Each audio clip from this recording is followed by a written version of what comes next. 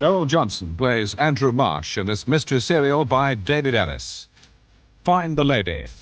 Episode 1, in which Andrew Marsh loses a chequebook.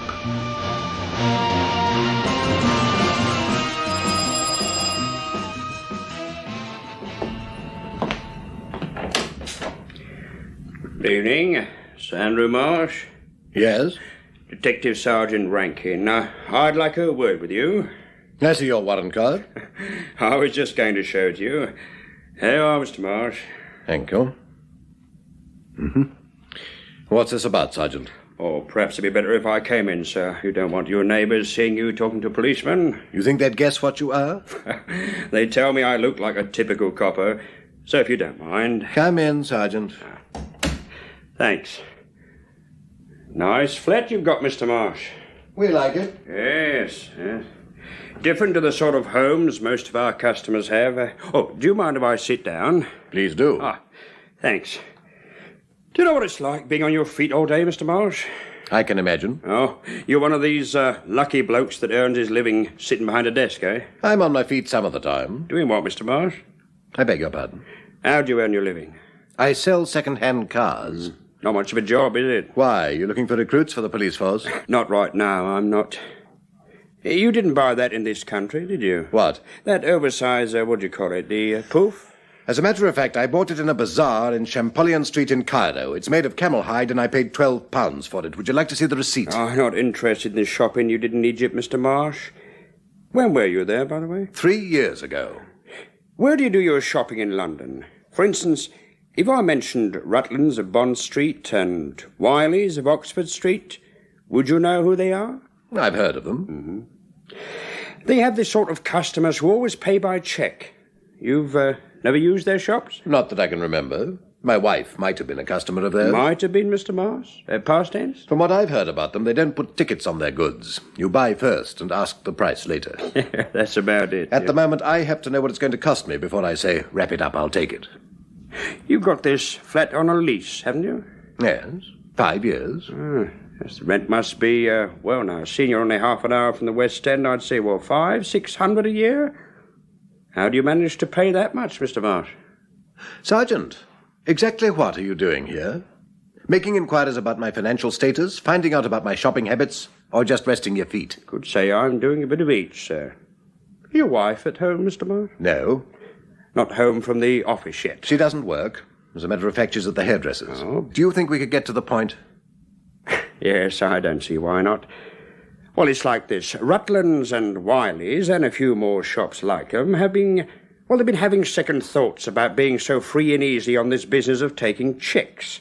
You see, someone's taken advantage of their good nature. Really? Yes. Mind you, these ritzy shops are not the only ones who've been taken for mugs. The big department stores have copped it as well. In fact, it's getting a bit out of hand. What is? I thought I'd explain that.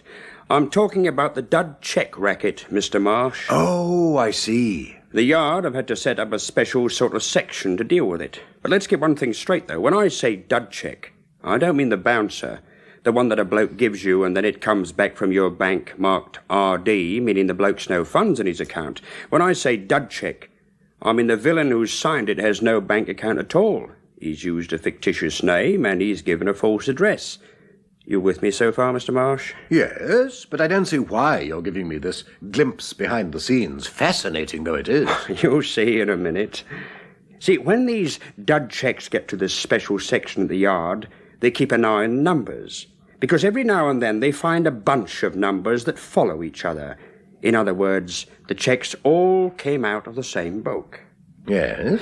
Right. Well, I'm concerned about one of these books that's just turned up. Now, it's been passed on to us because it was issued by a bank in our manor, the South Eastern. Something wrong, Mr. Marsh? No. You looked for a second like you thought you'd sold a car, then the bloke changed his mind. Oh. Anyway, as I was saying, we've got these dud cheques that all came out of the same book, and it was issued by the South Eastern. Do you know who it was issued to? I've no idea. They issued it to you, Mr. Marsh. Well? Well, what? Well, can you tell me how those dud checks came out of a book that was issued to you? Someone must have found one I lost. Oh, you lost a chequebook? Yes. Oh, when? Oh, about a month or so ago. I'm not sure exactly. You didn't tell your bank you lost it, Mr. Marsh? No. And why not? Well, I intended to tell them. It must have slipped my mind. I was busy. Selling second-hand cars? Trying to sell them. Oh, I wish I could forget about my chequebook. But, of course, in our job we have to pay our bills. So do I. But I'm paid in cash. I've used that. Mm-hmm. Have you? That fancy piece of furniture over there is a desk, isn't it, Mr. Marsh? Yes. Would you mind opening it to see if you can find a piece of writing paper? All right. Now, what? Do you mind writing the name Derek Brown? Yeah, Brown with or without an E? Please yourself, Mr. Marsh. All right. There. Is that what you want, Sergeant? That'll do nicely, Mr. Marsh. Brown with an E. I imagine the type of people who are customers of shops like Wiley's and Rutland's would spell it that way. And did you imagine they'd spell Derrick, D-E-R-R-I-C-K? I didn't think about it. Is that so? Of course, you'll have guessed that Derek Brown's the name the bloke used when he signed those dud checks I told you about. Well? Well, he spelt Derrick, D-E-R-R-I-C-K. And you think that means something? Could. Yes, could, Mr. Marsh. You see, that isn't the only way to spell it. Sometimes it's D-E-R-E-K, and then, of course, there's one of those actor chaps that spells it D-E-R-Y-C-K. But you picked the spelling that Chummy used. Coincidence, Sergeant? I don't believe in them, Mr. Marsh. They do exist. Not in my book. You've lived here just on 4 years, haven't you? Yes. Before that, your address was Flat 3, Blenheim House, Princess Gardens. It was. When Derek Brown put his address on the back of his dud checks, that's the one he used. You're saying that I am Derek Brown? I'm suggesting you could be. It's more than a suggestion, isn't it? You're convinced I passed those checks. I have to go on evidence. Look at the evidence again. You forgot to let your bank know you'd lost your checkbook. The dud checks came out of that book. They were signed with a name you can spell 2 or 3 ways, but you used the way Chummy used, and D-A-R-R-I-C-K, Brown with an E, Mr. Marsh. He gave the address where you used to live. Andrew, what do you think of my Oh, I'm sorry. I didn't know you had a visitor. I won't be long, Joyce. Good evening, Mrs. Marsh. Good evening. I'm Detective Sergeant Rankin. I'm very pleased to meet you. Detective Sergeant, Andrew, is something wrong? No, just a slight misunderstanding. I'll explain later. Oh. Well, I'd better do something about dinner. Excuse me, Sergeant Rankin. Of course, Mrs. Marsh, of course. You know, Mrs. Marsh looks like she buys her clothes from smart places, like Wiley's and Rutland's. Yes, what they call the sophisticated type, isn't she? She wouldn't like it if she heard you call her a type. My wife prefers to think of herself as an individualist. Oh, different from my Mrs., Mr. Marsh. Oh, she's a type if ever there was one. Still come to that, we both are. She's a typical housewife, and I'm a typical copper. You seem rather proud of the fact. Oh, I am, Mr. Marsh, I am. You know, I'll bet my wife's cheaper to keep in clothes than yours is. Are you sympathizing with me? Oh, just thinking aloud, Mr. Marsh. You know, all that stuff that Chummy bought with those checks, that would have suited Mrs. Marsh. Oh, by the way, what do you think of the evidence I went over just now? Very circumstantial. I don't think a jury would convict me. They might. Still, we have to be sure. So, I'll be able to have my dinner at home tonight? Yes, you're lucky. I'll be having mine in the canteen. You ever had anything to eat in a police station, Mr. Marsh? No. Well, for your sake, I hope you never have to. Where was this taken? What? This photograph. You in uniform. Courier? National serviceman? Yes. Oh. Second lieutenant as well. Well, that might do you a bit of good. In what way? Well, a good army record always goes down well in court. You'll be at home over the weekend if I want to have another word with you? I work all day tomorrow, but I'll be at home in the evening and on Sunday. Hope you enjoy your dinner, Mr. Marsh. I hope you enjoy yours, Sergeant. Good night. Good night, Mr. Marsh. Andrew, What? do you like my hair? Yes, very nice. Have you started on the dinner yet? No, but it's only stewing steak. Open the tin for me, will you? It won't take long to get it ready. I'll open the tin for you, but you'll have to eat by yourself. I've got to go out. Don't bother with the tin, then. I'll have an egg or something. What will you do? I'll get a sandwich at the pub. I want to see Roger. What about? Oh, business. I'll be back in an hour or so. Oh, all right. Andrew? Yes? What did that policeman want? He was making inquiries about a chequebook I lost. Give my love to Roger. All right. See you later. All right, Mr. Sherwin? Yes, thanks, George. She only wanted to tell me how much she adores me. Any more calls from your girlfriend, and I'll have to charge you for using my living room. You make far too much out of me already. Cheers. Cheers, sir. Mr. Sherwin? At your service, George? Look, is there any chance of any more cigarettes, you know, like the last lot? I'll consult my fairy godmother. If the time's right for her to wave her wand, I'll give you a ring tomorrow. Well, leave it till the afternoon, would you? The wife will be round at her sister's and I can talk more. Oh, evening, Mr. Marsh. Good evening. Hello, Roger. Greetings, Andrew, old man. A pint of your best bit of a Mr. Marsh, George. Right, on its way up from the barrel, Mr. Sherwin. Any sandwiches left, George? Yes, we've got ham, cheese or roast beef. I have a couple of rounds of cheese. Cheese, right, I'll get them right away, Mr. Marsh. Thank you. Roger, I want to talk to you. Permission to speak granted. Look, you remember when Joyce was away? Oh, before I forget, she sent you a love. Are you listening? Oh, apologies, old man. My attention was elsewhere. Yes, I know. I saw her come in. By the way she's drooling over that chap she's with, you hadn't a chance. Just as well. She looks like the sort that's never without a blank marriage license in a handbag. It's about time you had your name on one. Thank you, Mother, but no thank you. I'll share anything with a lady except my name and my bank balance. 2 rounds of cheese, Mr. Marsh, and a pint of bitter. It's 5 and 7, if you please. Oh, take it out of that, George. Right. Thanks, Roger. What were you saying about when Joyce was away? Has your change, Mr. Sherwin? Oh, thank you, George. Come and sit down. I'm perfectly happy standing up. Well, I'll be happier when you're out of sight of that female. I want all your attention, not half of it.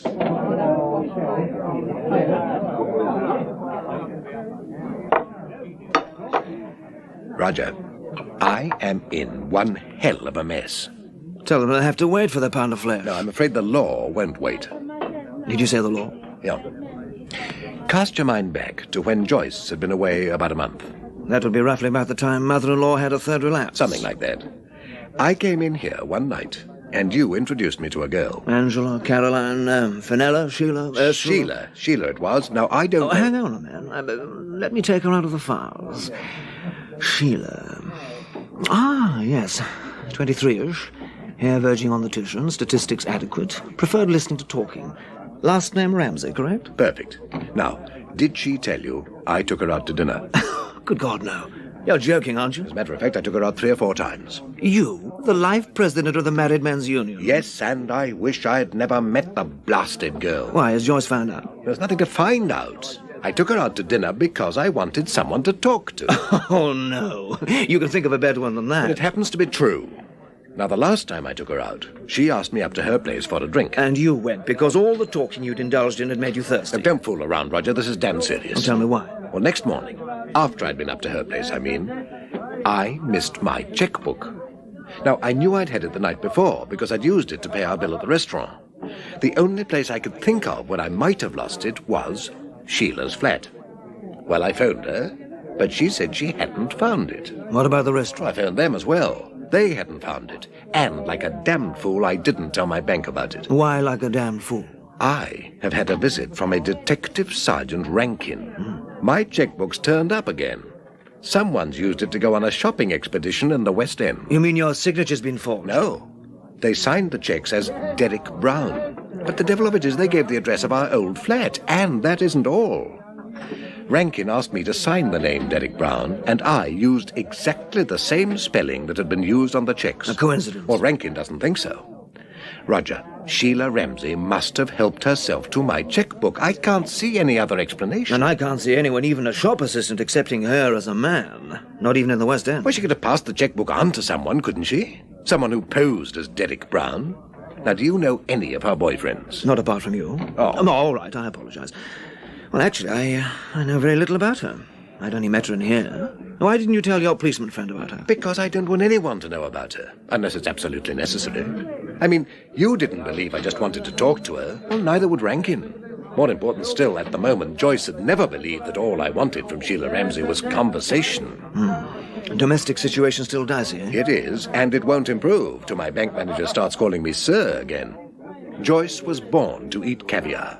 She blames me for the fact that she's reduced a stewing steak out of a tin.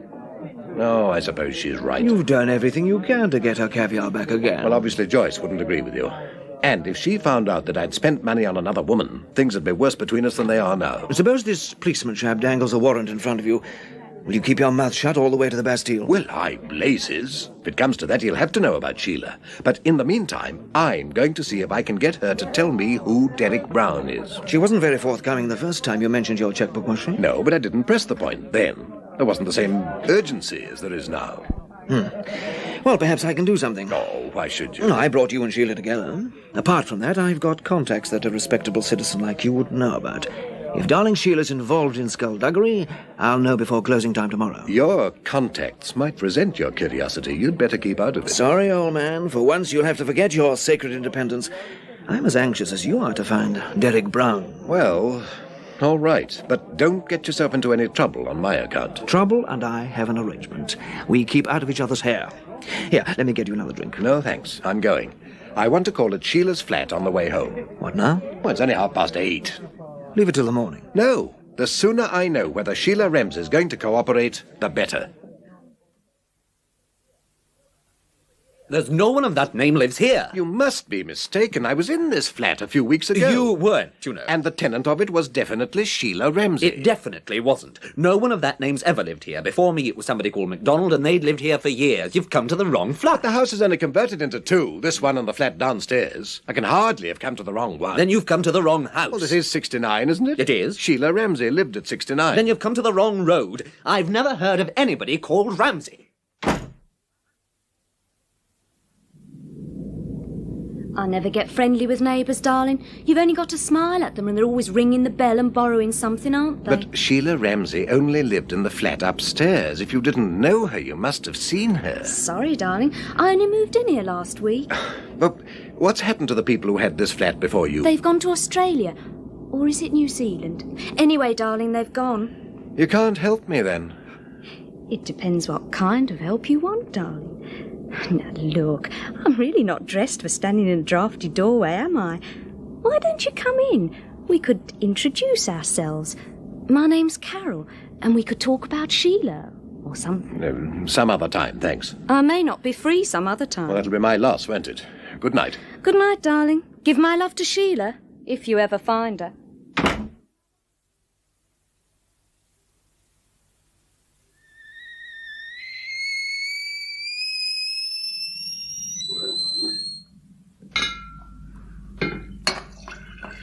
Do you want any more coffee, Joyce? Please. Was there any post for me? No. That telephone bill's gone up again. Here's your coffee. Thank you. Will you be using the car this morning? No, you can have it. Can you let me have some money for shopping, too? Now, I'll put it on your dressing table. I'm going to shave. Wait a minute. What did that policeman want to see you about? Well, I told you I lost a chequebook. And the police found it? No. Someone's used the checks and signed them with a false name. How does that concern you? Well, it doesn't, but the police thought that if I could tell them where I lost it, it might give them a clue or something. Do you know where you lost it? No, I've no idea. 3793. Andrew, it's Roger. Have I disturbed your slumbers? No. What are you doing up at this time in the morning? Well, actually, I haven't been to bed yet. Did you see your fair lady? No. The customer doesn't live there anymore. Customer? Message received and understood. Joyce is there, is she? Yes. Roger, do you want anything special? I'm in a hurry. Well, actually, old man, I think I know where your customer is. Uh-huh. Give me the address. I can't hear you, Andrew. There's something wrong with this line. I said... You're still not coming through very well. Can you meet me somewhere later? All right. 1 o'clock in the usual place.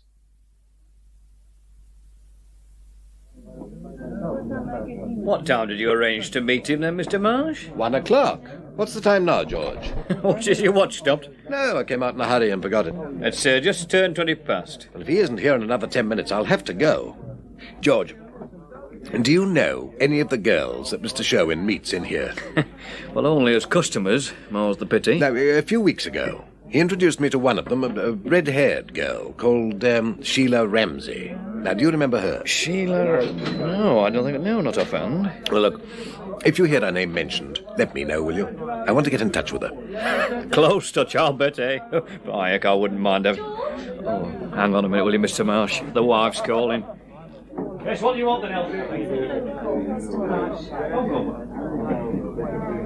It's a phone call for you, Mr. Marsh. Who is it? Roger Sherwin? Well, I don't know. The wife didn't say. The phone's in the sitting room. It's the first on the right. Oh, thanks.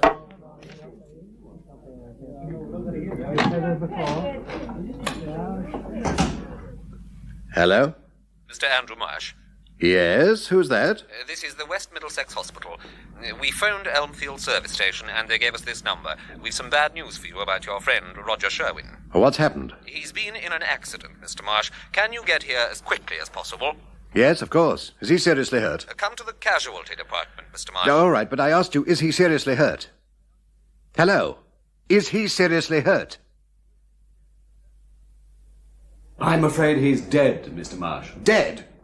Good God, Doctor, how did it happen? Perhaps we'd better go in my office. The casualty ward isn't the best place to talk. Are you a relative of, what did you say his name was? Roger Sherwin. No, we'd been friends for a long time. As a matter of fact, I had a drink with him only last night.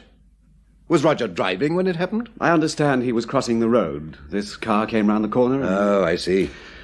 Do you know if Mr. Sherwin has any relatives living in the district? No, he hasn't. His parents died a few years ago. He's got an aunt in Scotland. I don't know her address, though. You're quite sure the articles I showed you belong to your friend? Oh, yes. I gave him the wallet last Christmas. And the wristwatch was a birthday present to himself. I think a girl gave him the lighter. You understand why I'm so insistent on this point, Mr. Marsh?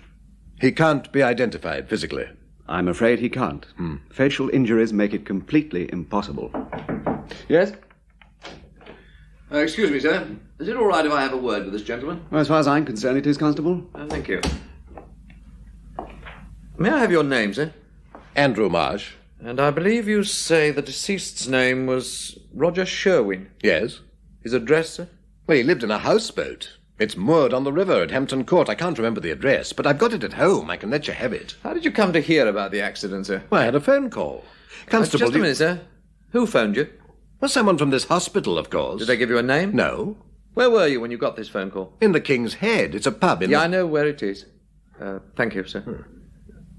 How did they know at the hospital that you'd be there? Oh, they phoned the firm I work for, and they told them. Who do you work for, sir? Elmfield Service Station. I see. Well, thank you, sir. Doctor, do you mind if Mr. Marsh waits in your office till I get back? Oh, no, that's quite all right. Constable, why are you so interested in me? Routine, sir. Won't keep you long. Doctor? Yes? Do you know any more about the accident than the fact that Roger was crossing the road? I can tell you that the car didn't stop. Do the police know who was driving it? No. Well, they have an eyewitness. I believe she was unable to describe the driver, though. Well, I hope someone can describe him. Yes, I'll have to leave you, Mr. Marsh. If there's anything you want, just ask one of the nurses. Oh, thanks. Oh, Doctor, do you know what the time... Oh, damn.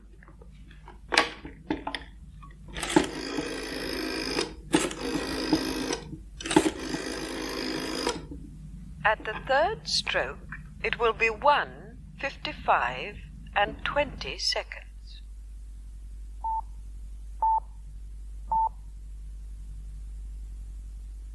At the third stroke, it will be 1:55 and 30 seconds.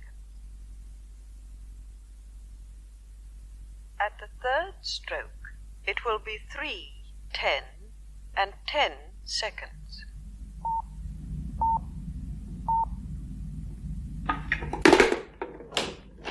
I believe you want a word with me, sir. Yes. How much longer do you expect me to stay here? As a matter of fact, sir, I was on my way to see you when the nurse collared me. Said you were getting a bit impatient. I've had half the staff looking for you. I've been on the phone, sir. Anyway, these things always take time. What things? I'm coming to that. First of all, sir, would you like to change your previous statement? Would you like to tell me what the blazes you're talking about? Your statement referring to how you knew about the accident. Well, why should I change it? It's the truth. Is it, sir? For heaven's sake, man, don't be so damn mysterious. Losing our tempers isn't going to help, We're sir. not losing our tempers. I am losing mine. And do you wonder? You leave me here for over an hour without any reasonable explanation while you go and amuse yourself on the telephone. Is that all, sir? For the moment, yes. Right, sir. Well, get on, then.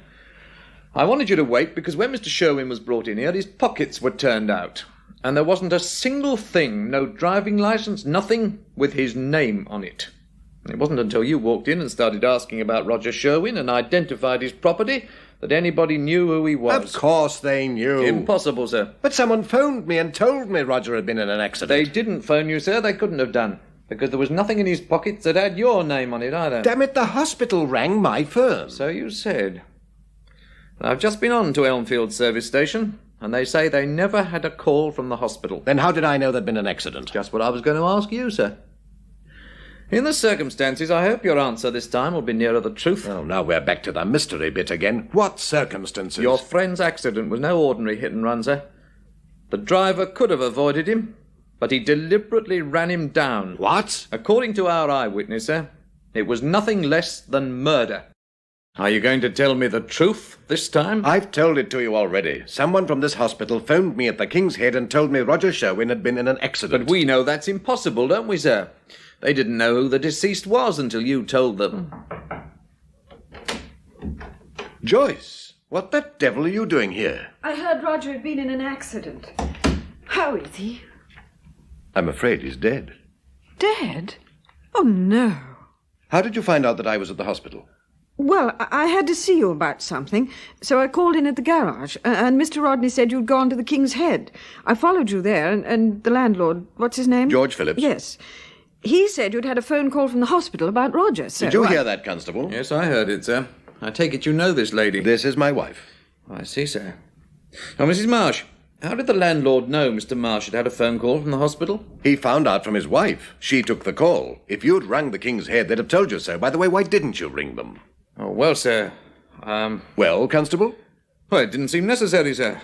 Your firm said they didn't know anything about any call from the hospital, so... So you took it for granted that I was lying? Well, even if you weren't, sir, there's still a lot that needs clearing up. I'm well aware of that. Can I go now, Constable? Just wait while I check with the King's Head, if you don't mind, sir. Andrew, you'd better phone Mr. Rodney. He expected you back this afternoon. Yes, all right. Joyce, why did you go round to the garage? Well, I had to see you about the car. I left it while I did my shopping, and when I came back, it had gone. That's all I need. Have you told the police? No, I thought you'd do that. Well, perhaps our friend will take care of it. I'll have to leave you to cope with him. Well, where are you going? Back to work? No, I want to have a look round Roger's boat. It'll be locked up. Harry's got the key. Harry? The old chap from Harley's, the people who hire motor launches. He did odd jobs for Roger. I want to see if I can find something, and I've got to do it before the police trace Roger's address. Well, that's one point cleared up, sir. Mrs. Phillips confirmed that you had a phone call, but she says the caller didn't say who was speaking. No, he didn't. He only said it was the hospital when I took over. Is it all right if I go now? Yes, sir. Oh, we shall want to get in touch with you again. Will you have my address? Look, can I ask you to do me a favour? Our car's been stolen. Would you report it for me? Stolen, sir? When was this? Give him the details, will you, Joyce? I'll see you at home in a couple of hours or so. Andrew, what about my shopping? I left it all at the supermarket. Well, get a taxi. Ask them downstairs. They'll call one for you. Now then, Mrs. Marsh, about your car. I left it in the council car park. And what time was that? Oh, 11:30, 11:45. I can't tell you the exact minute. And what time was it when you found the car had been stolen? Just after 2 o'clock. Well, now, Mrs. Marsh, can you describe the car? It's a Jaguar, 6 or 7 years old. What size engine, Mrs. Marsh? Oh, good heavens, I haven't the slightest idea. Well, do you know if it's one of the small Jags or one of the big ones? One of the small ones, I suppose. And the colour? White. Registration number, Mrs. Marsh? Oh, you'll have to ask my husband. All I know is it's got 2 9s in it. 2 9s. Has he by any chance got a GB plate on the back? Yes. Why? Have you found it already? No, Mrs. Marsh. Well, I think that's all. I'll pass these details on to the station. Thank you. Oh, there's just one other thing. Do you know where your husband went off to? No, I don't. Well, thank you, Mrs. Marsh. We'll be in touch with you. I can go now. Yes.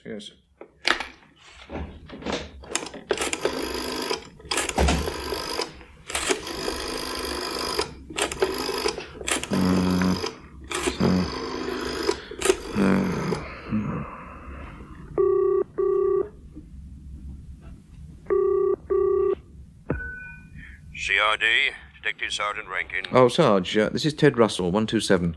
You're making inquiries about this bloke, Andrew Marsh, aren't you? Yes, what of it? According to his missus, their car was nicked this morning. It's a small, white Jag with a GB plate on the back. Get to the point, Russell. Oh, OK, Sarge. You know this hit-and-run job?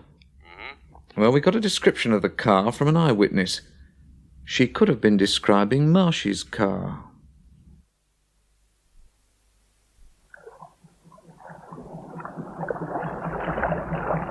Mind yourself on the gangplank, Mr. Marsh. It's a bit slippery. I'll watch it, Harry.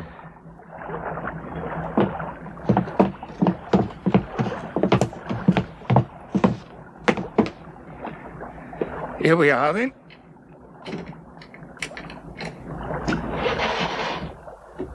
Thanks, Harry. Shall I take the key? Well, there's nothing doing this afternoon. I'll give you a hand if you like. You'll be packing his gear, I suppose. Not now. Listen, I'm in a spot of trouble. Mr. Sherwin was trying to help me. That could have been why he was knocked down this morning, to stop him interfering. Struth. He started to tell me something on the phone, a girl's address. Well, if that's all you want, he had plenty of them. Now, this is a particular girl. I believe he found out where she's living now, and I'm hoping he made a note of it. Looks like he left in a hurry this morning. Oh? Yeah, bed isn't even made. He was fussy about things like that. Didn't he have anyone to clean the boat? Nah, he always said he liked doing it himself. And he had the time. He didn't work regular hours, did he? What sort of line was he in, Mr. Marsh? I've no idea. What you got there, Mr. Marsh? Checkbooks, Harry. Excuse me, will you? Oh, sorry. That's all right. I only want to get at that notepad. Found something, have you? I'm afraid I have.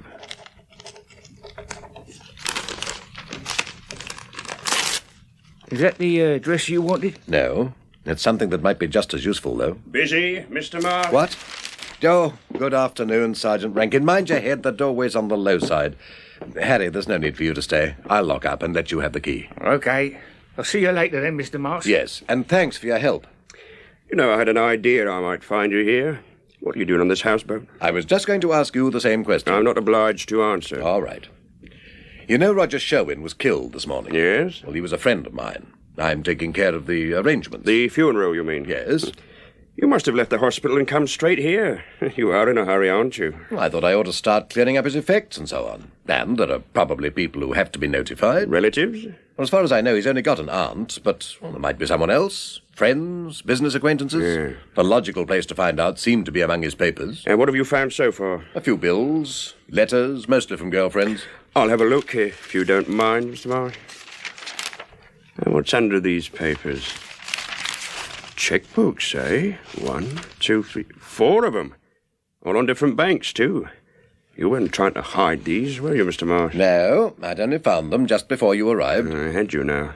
Then you won't have had time to see this. One of these books has got the sort of checks that have the depositor's name printed on them. And the name on these is Sheldon Everard. Now, what was your friend, Mr. Sherwin, doing with a checkbook that belongs to a Mr. Sheldon Everard? I've no idea. Pity it's a Saturday afternoon, Mr. Marsh. We'll have to wait till Monday to get an answer to that one. I'll tell you what I think it'll be, though. These banks never heard of Mr. Sherwin. And if I'm right, then it's going to look like your friend's mixed up in this dud check racket. If you're right. I'll bet my pension on it. Now, let's go outside. It's stuffy in here.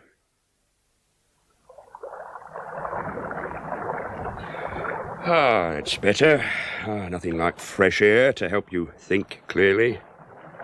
Now, why did you say you tried to hide those checkbooks? What I said was I didn't try to hide them. I'd only just found them. Well, let's suppose it wasn't the truth.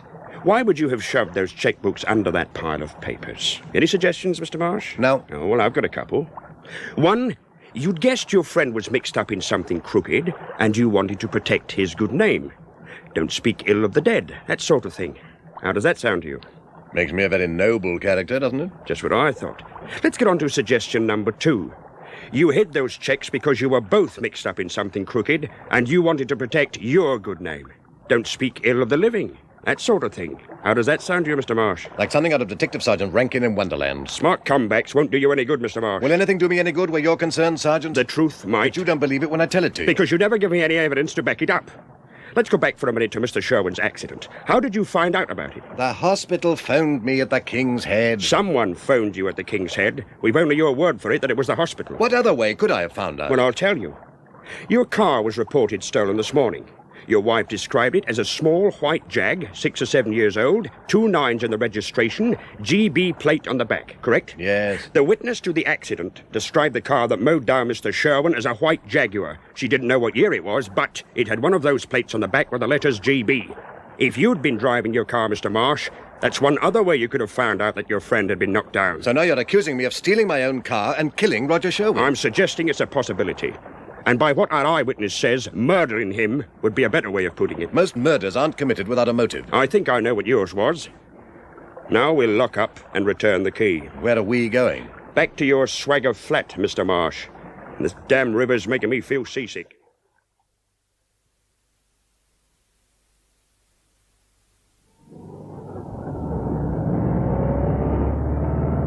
Feeling better, Sergeant? Oh, I'm fine, thanks.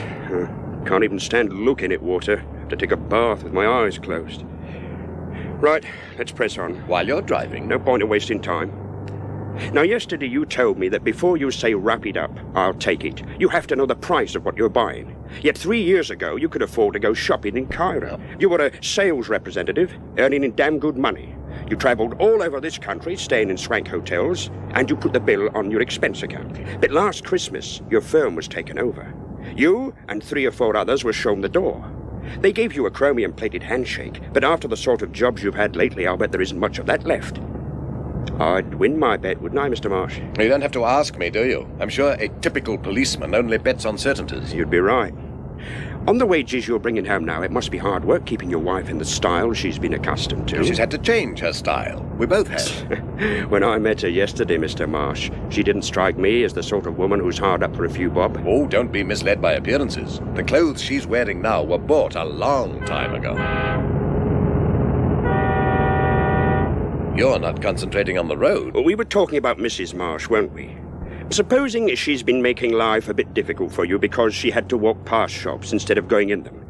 You talked it over with your friend Roger Sherwin, and one of you came up with the idea of using dud checks to buy the things that would make Mrs. Marsh easy to live with again. And it turned out to be so easy, you thought, why not branch out? Now, so far, Mr. Sherwin wouldn't have been getting anything out of it. But if you'd bought stuff and flogged it in the right quarters, there'd have been cash to split between you. No comment, Mr. Marsh? Not at the moment. I thought we were going to my flat. Later. Get out, Mr. Marsh.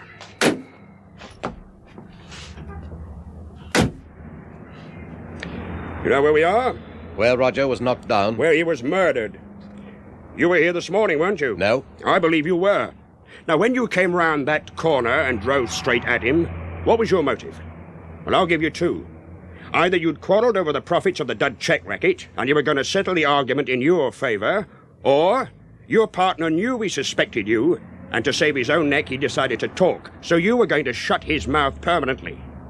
Which was it, Mr. Marsh? Neither. You're breaking quite a lot of rules today, aren't you? You've parked on double yellow lines. Get back in the car, Mr. Marsh.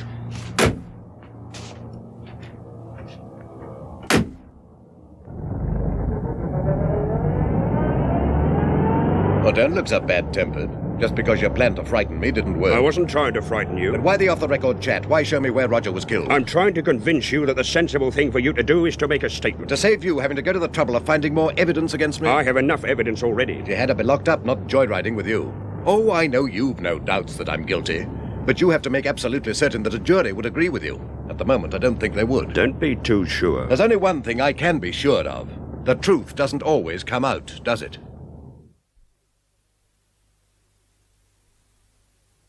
Andrew, he's phoned you twice since I came home. I promised you'd ring him as soon as you could. I'll call him later. Don't keep him waiting on my account, Mr. Marsh. We don't want you to lose another job, do we? Please, Andrew, go and speak to him now. 2 against 1, Mr. Marsh. Majority verdict. Oh, all right. I'll only be a couple of minutes. Did your husband tell you what I was doing here yesterday, Mrs. Marsh? He said it was something to do with the chequebook he'd lost. Is that all? I think so. No, wait a minute. He said someone had used the cheques and signed them with a false name. That's what he told you, is it? Is there any more? Did I say there was? No, but there was something in your voice. I better watch it then, Mrs. Marsh. Giving things away like that. I don't want to cause trouble between you and your husband. Trouble, Sergeant? I don't understand. Oh, forget it, Mrs. Marsh. It isn't worth bothering about. Tell me, is Mr. Marsh a generous husband? He used to be. Has he bought you any presents lately? He sent me some flowers on my birthday. That's all? Yes, why do you ask? Oh, just curious. When you got this job, I thought he might have bought you a new fur coat or something. Obviously, you don't know how much a second-hand car salesman earns. Made your peace with the boss, Mr. Marsh? Yes? Well, I'll be on my way then. Oh, I thought we were going to continue our unofficial chat. I have decided to postpone it for the time being. I'll find my own way out. Good afternoon, Mrs. Marsh. Good afternoon, Sergeant. What did he ask you, Joyce? Never mind that for a moment. Andrew, did you tell me the truth about why he came to see you yesterday? Yes. Sergeant Rankin dropped a very clumsy hint, implying you hadn't been completely honest with me. Did he? I thought he had another reason for wanting me to phone Bill Rodney. He doesn't give a damn whether I lose my job or not. He just wanted to get me out of the way. Oh, all right. I'll tell you the rest of it. I was going to, anyway. Good. While you were looking after your mother, I dropped in the King's Head one night. You'd been away 3 or 4 weeks. You can't talk to a television screen, not if you want an intelligent conversation. So the pub seemed like a good idea. Roger was there, in the middle of the usual crowd of females. He introduced me to a girl called Sheila Ramsey. Surely there were other people you could have talked to. It didn't have to be some girl you picked up in a pub. I couldn't think of anyone. Being away so much, I'd lost touch with my own friends. It was always Roger. Oh, he had heard my troubles so often, he must have been sick of listening to them. So you chose a complete stranger? I thought it was the best solution at the time. I'd found out that I'd never make a fortune selling second-hand cars. I'm not much good at the glib line of patter that's required. I'd spent hours in the flat on my own, wondering what the hell to try next, and I hadn't got anywhere. I thought a stranger might be able to suggest something. I can think of a lot of things an attractive girl might suggest to you. But how to make your fortune wouldn't be one. It's easy to sit there and be bitchy, Joyce. Well, how do you expect me to behave? Oh, it's not so much the girl, Andrew, but the fact that you preferred to cry on her shoulder rather than mine. Yes, well, we've got out of the habit of comforting each other, haven't we? Anyway, you weren't there. There's a very good train service to Brighton. Oh, Joyce, try to understand. I didn't go to the pub with the deliberate intention of picking up the first available female. I went because, well, I was feeling sorry for myself, I suppose. I thought a couple of drinks might make me feel less suicidal. Then Roger introduced me to Sheila. She encouraged me to talk about myself, and that's how it all started. Couldn't you have told her all about yourself on one occasion? Did you have to see her again? No, but as you said, she was attractive, and I didn't think I was doing any harm. Not even when you were spending our money on her? Well, I know. That's something I can't justify. I can only say I'm sorry. But it must be obvious, even to you, that she deliberately set out to make me want to spend more time with her. She wanted to get her hands on my chequebook. How did she get her hands on it? Well, she must have taken it out of my overcoat pocket. When you took her out for a meal? No. When, then? The last time I took her home, I went up to her flat. At her suggestion, of course. Yes. Anyway, I was only there an hour. Oh, really? Oh, for God's sake, Joyce, don't you do a Sergeant Rankin on me. Can't you see the object of the exercise was my chequebook? Then why haven't you told Rankin about her? What could I tell him? Sergeant, I'm positive my chequebook was stolen by a girl called Sheila Ramsey. Her address is flat 269 Belvedere Road, but there's a man living there now who says she never lived there. That'd be a great help, wouldn't it? Well, I don't see what else you can do except tell the police. They might be able to trace her. First of all, Rankin would have to believe that she exists. Unfortunately, Roger's the one person who could vouch for the fact that I didn't imagine her. I've a feeling he could have told me quite a lot about Sheila Ramsey. But you said that when you asked him last night... I know. He told me he'd only met her a couple of times in the pub. Well, I don't believe that now. I think he was mixed up with her in this dud cheque racket. Oh, really, Andrew? Listen, I went over to his houseboat to see if he'd left a note of Sheila's new address. Instead, in his desk, I found 4 chequebooks that didn't belong to him. Hmm? I think when he introduced me to this damn girl, he'd no idea I'd get, well, friendly with her. When I told him last night about the mess I was in, he realized he was responsible and decided he had to do something to help me. His partners found out he was going to talk, and they ran him down. Why go to all the trouble of stealing your car? Because someone seems to have embarked on an operation to frame me. And if the police can be made to suspect me of murder as well as passing dud checks, so much the better. I'm sorry, Andrew. I simply can't believe that Roger was implicated in something criminal. Can't you? No. Look, Joyce, we know he didn't earn his living legitimately. His money came from the sort of transactions that, well, it isn't polite to ask too many questions about. They were probably just inside the law, but it only requires a push, and you're outside it. Well, there could be another explanation for the checkbooks in his desk. What? Well, I don't know. You're the one who's playing detective. You think of one. I wish I could. Rankin saw those checkbooks, and he believes I was Roger's partner. The only thing that will change his mind is irrefutable evidence to the contrary. And he won't look for it, so I've got to. I've no choice. How do you propose to start? Well, in 3 of the checkbooks, there were counterfoils made out to the Excelsior Club. What on earth is that? I don't know, but one counterfoil was marked subscription. Perhaps all of the men who owned those checkbooks in Roger's desk were members. I can't be certain.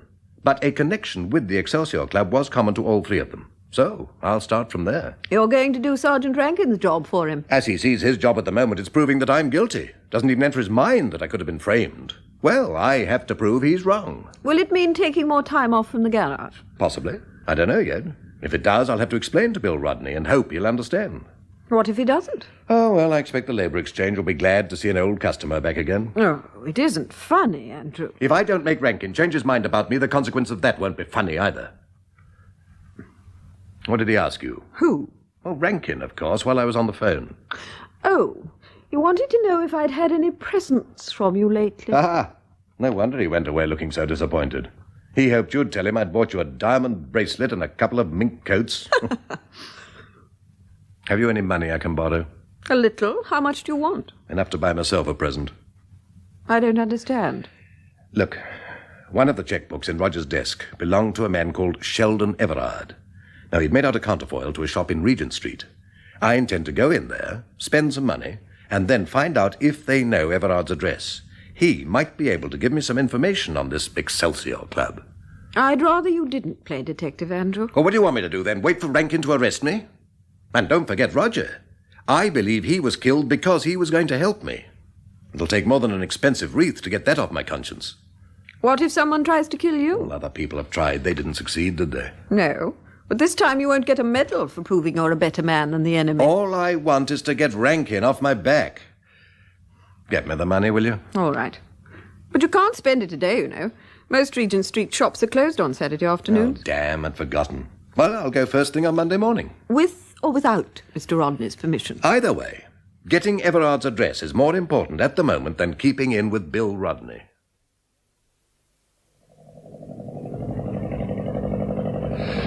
We've put up with that drill for some time now, sir.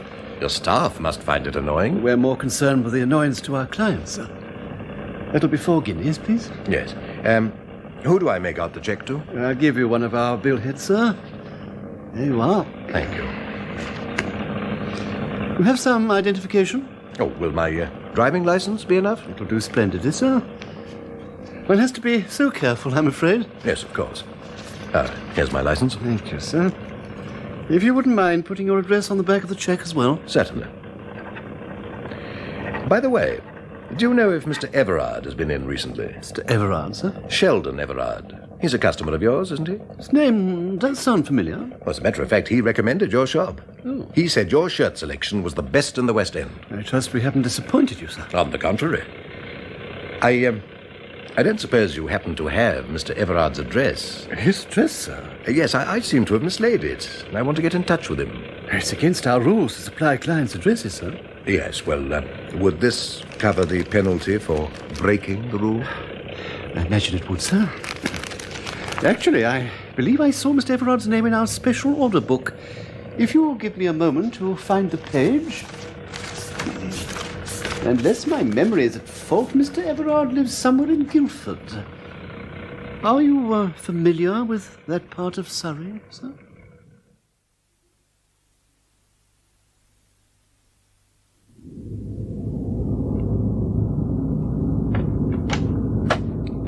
Oh, good evening. This is number 29, isn't it? Yes. Mr. Sheldon Everard's house? Yes. Would you tell Mr. Everard I'd like to see him? My name's Marsh, Andrew Marsh.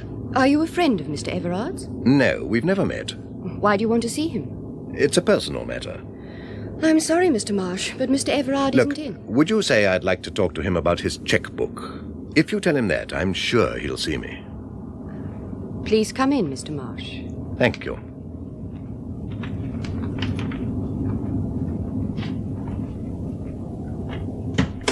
Would you wait in here? I won't keep you a moment. You'll find drinks on the sideboard. Please, help yourself. Oh, thanks.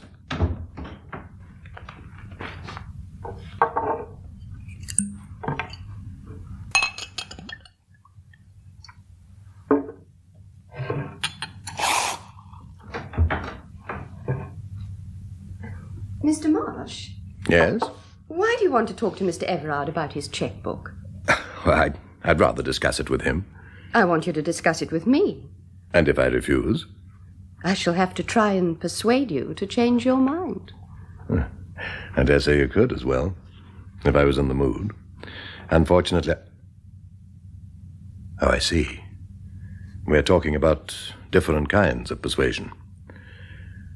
You're an unusual person, aren't you? One moment you're offering me hospitality. The next you're threatening me with a gun. I'll tell you something else about myself, Mr. Marsh. I'm going to enjoy pulling this trigger. Suppose I tell you why I'm interested in Mr. Everard's chequebook. Will you still pull that trigger? I may not. It depends what you have to say. But before I tell you, will you do something for me? You're not in a position to ask favors. It's hardly a favor. I'd just like you to introduce yourself. I'm Sheldon Everard's daughter.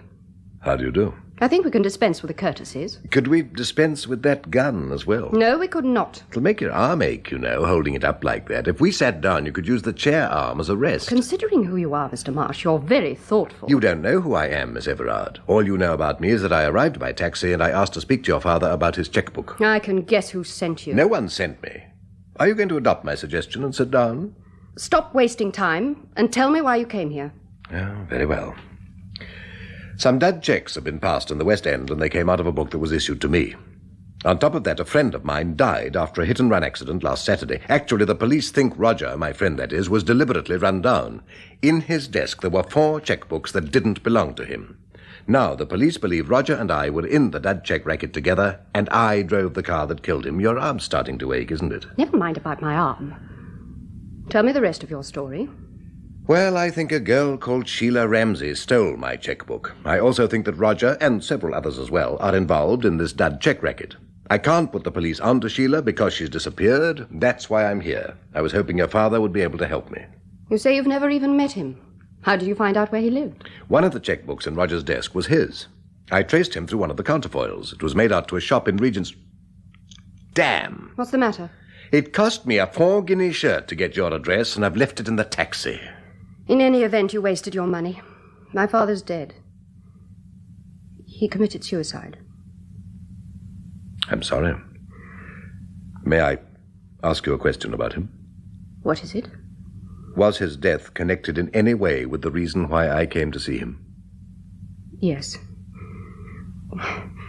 Your friend's partners are versatile men, Mr. Marsh. They don't limit their activities to passing dud checks and staging hit-and-run accidents. You don't think that I'm one of them, though?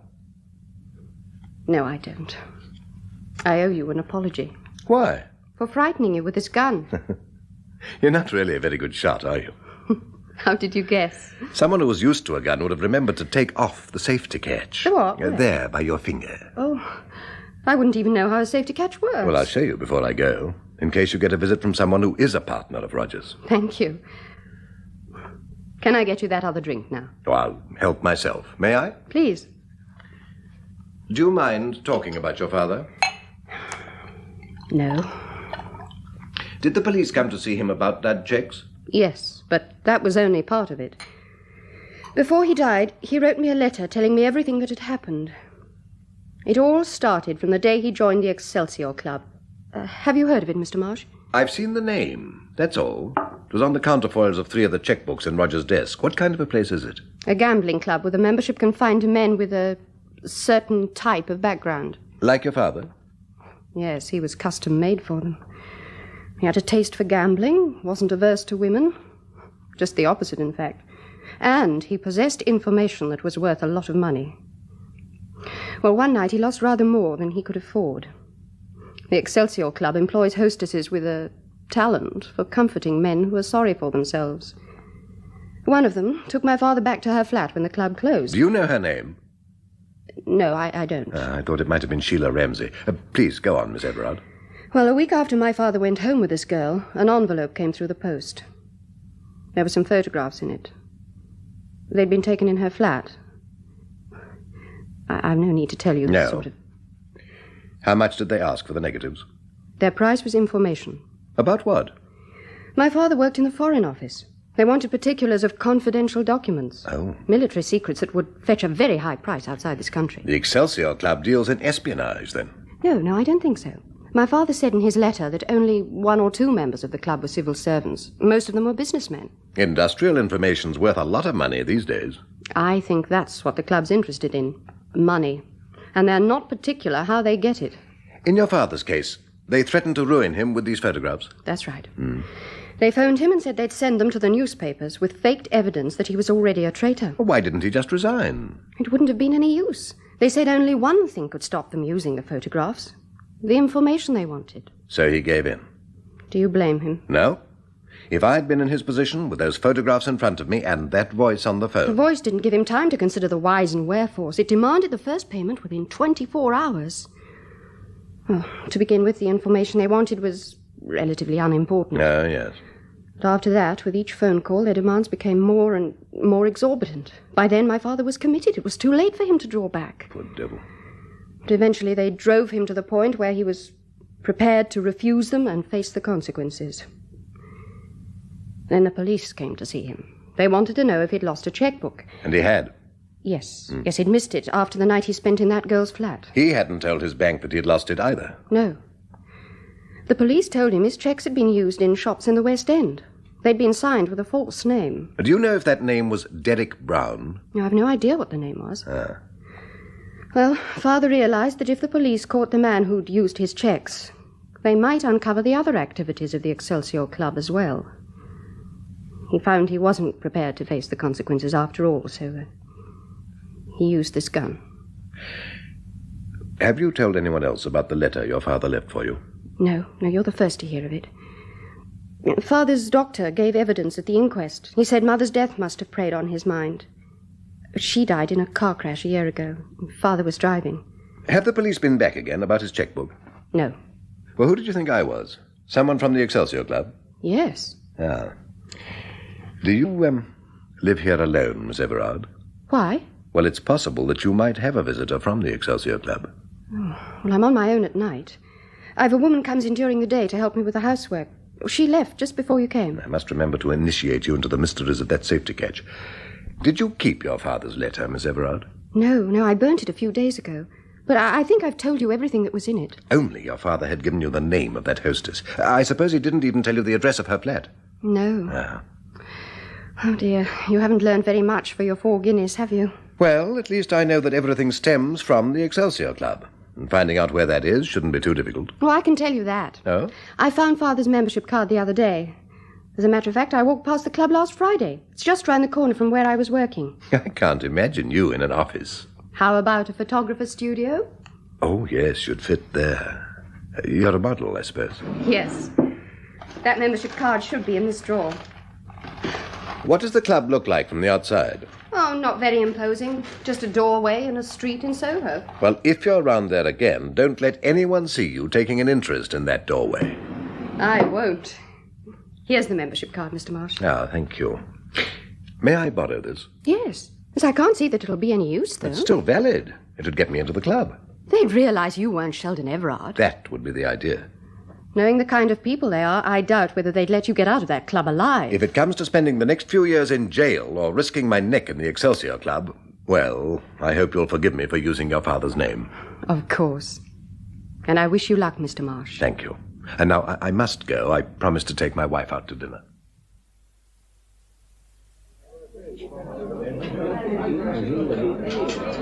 How old is Margaret Everard? Oh, 23, 4. Attractive? Well, Yes, I suppose so. I thought she might be. Why? You're going to take on the Excelsior Club single-handed for her sake, aren't you? All I'm going to do is try to find Sheila Ramsey for my own sake and no one else's. You'll use that membership card eventually, though, won't you? Only if Rankin forces me to. How do you know that the club's connected with what's happened to you and to Sheldon Everard? I don't know, but it seems logical to suppose that it is. I believe it's a cover for organised blackmail with the dud checks as a sideline, and murder when necessary. I see. And knowing all that, you still think that without any help from anyone, you can bring the existence of the club to an end? No. Then what's the point of your one-man crusade? The police won't act without evidence. I'm hoping I'll find some. Why don't you go to the police now? Because I've no proof. Sheila Ramsey's disappeared. Margaret Everard destroyed her father's letter. Rankin would think it was a fantastic tale I'd invented to get myself off the hook. Lack of proof isn't the only reason why you won't go to Rankin, is it? Well, I don't know of any other. I do. If you can terminate the career of the Excelsior Club, you might stop the police finding out that Everard was a traitor, thereby earning his daughter's gratitude. By the way, just what form are you hoping her gratitude would take? Would you care? I'm still your wife. And for God's sake, act like it and stop this eternal bitching. Come on, let's get out of here.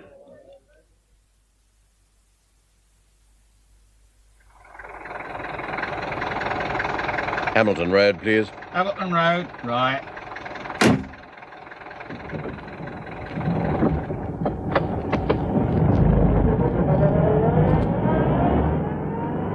Andrew? Yes?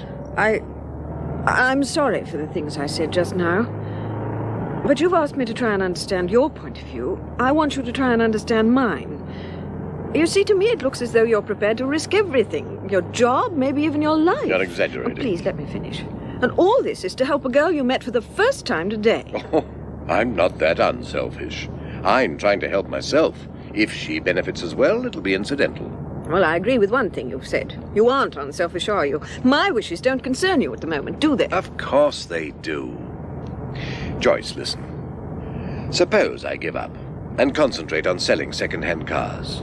What happens to you when Rankin knocks on the door and arrests me for passing dud checks, murdering Roger, and anything else he can think of? Now you're exaggerating. I don't think I am. If there was some kind of financial reward for what I was doing, you wouldn't be so anxious to discourage me, would you? Now, that isn't fair. I'm discouraging you because I know that if you forget Sergeant Rankin and Margaret Everard and the Excelsior Club, you can be a success again. You want the things that come with success. Well, is that my fault? When we had money, you told me it was there to be spent. You got me into the habit of buying whatever I wanted. That's one habit women don't find it easy to break, and I'm no exception. Yeah, even Rankin would believe that. Oh, talk about people being bitchy. I'm sorry. Do you mind if I ask him to drop you on the corner? Why? Where are you going? Round to Sheila Ramsey's flat. I've been thinking about her. I don't believe she left there of her own accord. Why not? She was the one person who knew how I lost my chequebook.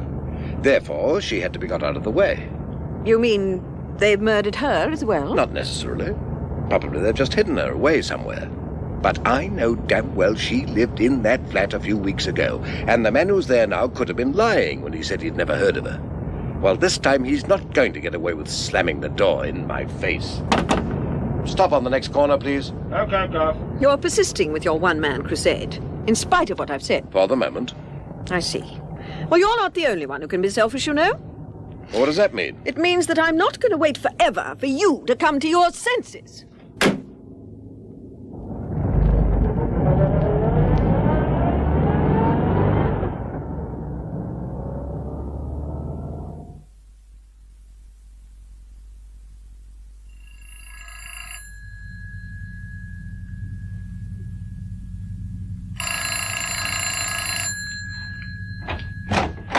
Good evening. Remember me? No, I don't think... Wait a minute. You're the chap that was here last week, asking for some girl or other. Sheila Ramsey. Have you remembered anything about her yet? I told you you've got the wrong address. Now, if you don't mind, I'm busy. I'll only keep you a minute. What the hell do you think you're doing? I'm coming into your flat. Oh, no, you're not. Come on, out of it. You'll have to put me out. Well? I'm not in the mood for a roughhouse. That's just as well, because I am. My name's Marsh, Andrew Marsh. Damn you and your name. Where do you think you're going now? In here. This is the lounge, isn't it?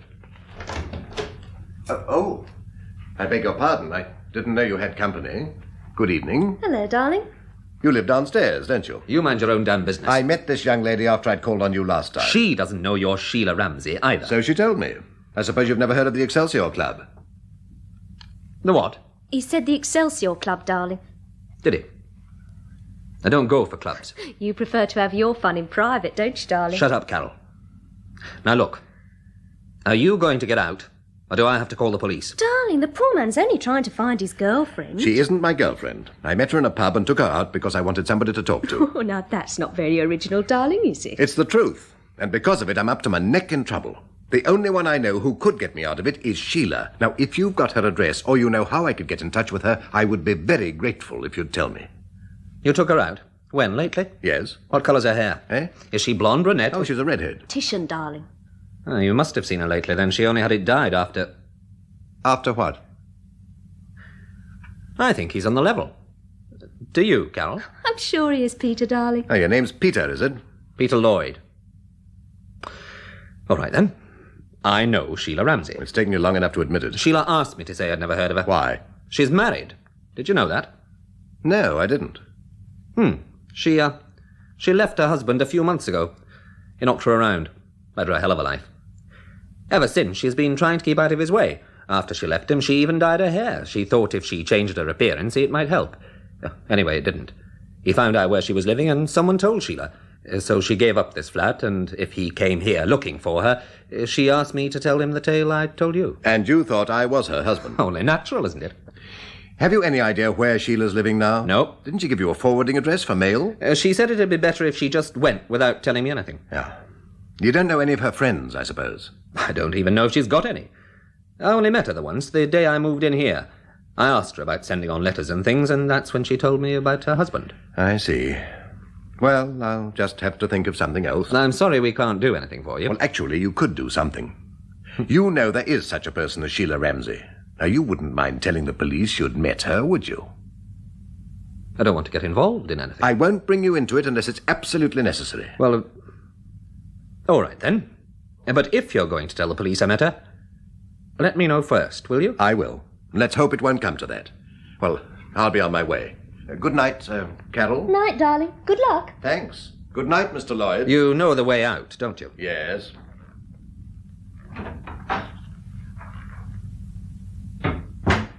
What the hell did you go into that darling act for? He was bound to wonder what I was doing up here, wasn't he? Oh. You could have said you were borrowing something. You mean like a book? Would you lend me the one with the fairy story in about dear little Sheila?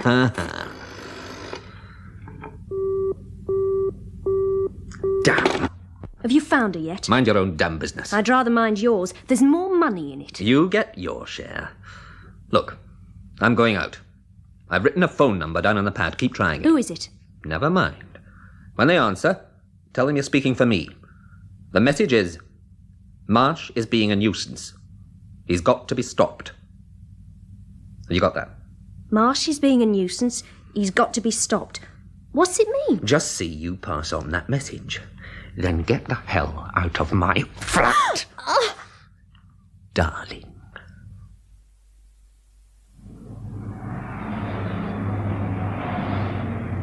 Marsh, I want you a minute. Come in the office. Right, Mr. Rodney. The police phoned while you were out. They found your car. Where? Well, I didn't ask. They want to see you at the station. I'll go this evening. Thanks. Oh, by the way, I see your car's due for relicensing. Oh, is it? Thanks for the reminder. Listen, Marsh. How are you fixed with the law over this cheque business? I don't know. I haven't heard from Sergeant Rankin for a few days. I imagine the situation hasn't changed. And you're still hell-bent on doing the copper's job for them? No. My wife thinks I ought to leave it to the police. I've promised her I will. Well, generally I'm not in favour of promising wives anything. But in this case, I think you've done the right thing. Now, between you and me, I'm buying Frank Stewart's garage in about 3 months from now. You've got a lot to learn, Marsh. For one thing, you're too soft with the customers, but I'll knock that out of you. Keep your mind on my business, and I remember you when I'm deciding who's going to be manager at Stewart's. Thank you, Mr. Rodney. You've got the appearance of a manager, and besides that, you've got something that's worth a lot in this trade. You look like an honest man. Oh, I wish the police had the same opinion. Forget 'em. You haven't done anything serious, like parking in a restricted area, so sooner or later they'll forget you. All right, get back outside. Well, thank you again, Mr. Rodney. Hello there. Hello. Carol, I'm afraid I don't know your other name. It's Ransom, but I won't hold you to it. You went... Oh, I see. What are you doing here? I've been looking at that cute little sports car over there. You thinking of buying a car? If I survive my test next week, I'm doing everything I can to make sure I pass. Are you really interested in that sports car? Of course I am. Or shall I give you the technical details? Will it go, darling? That's all I want to know. It'll go, to the extent of 120 miles an hour. It'd be dangerous for me to drive it, wouldn't it? Probably. Almost as dangerous as it would be for you if you go on looking for Sheila Ramsey.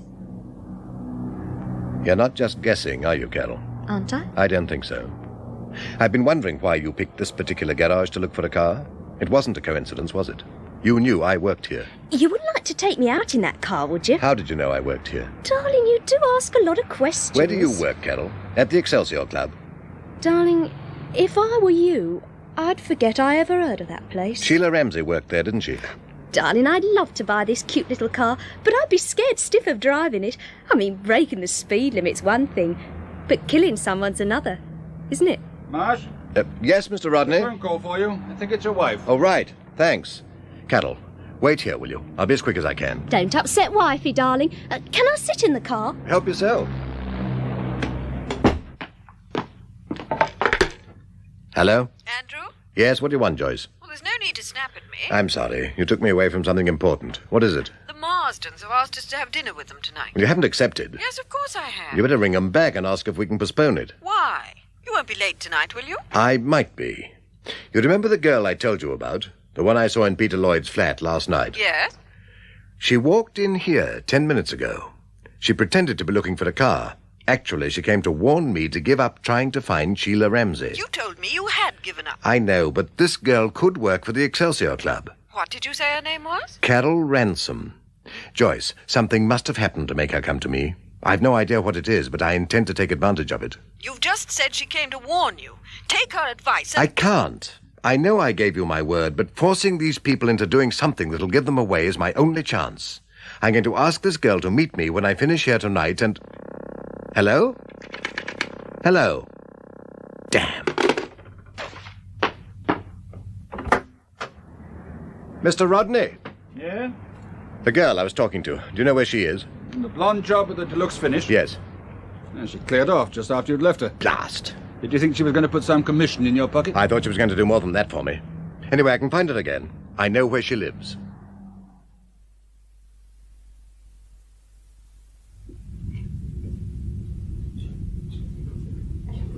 Good evening, Mr. Marsh.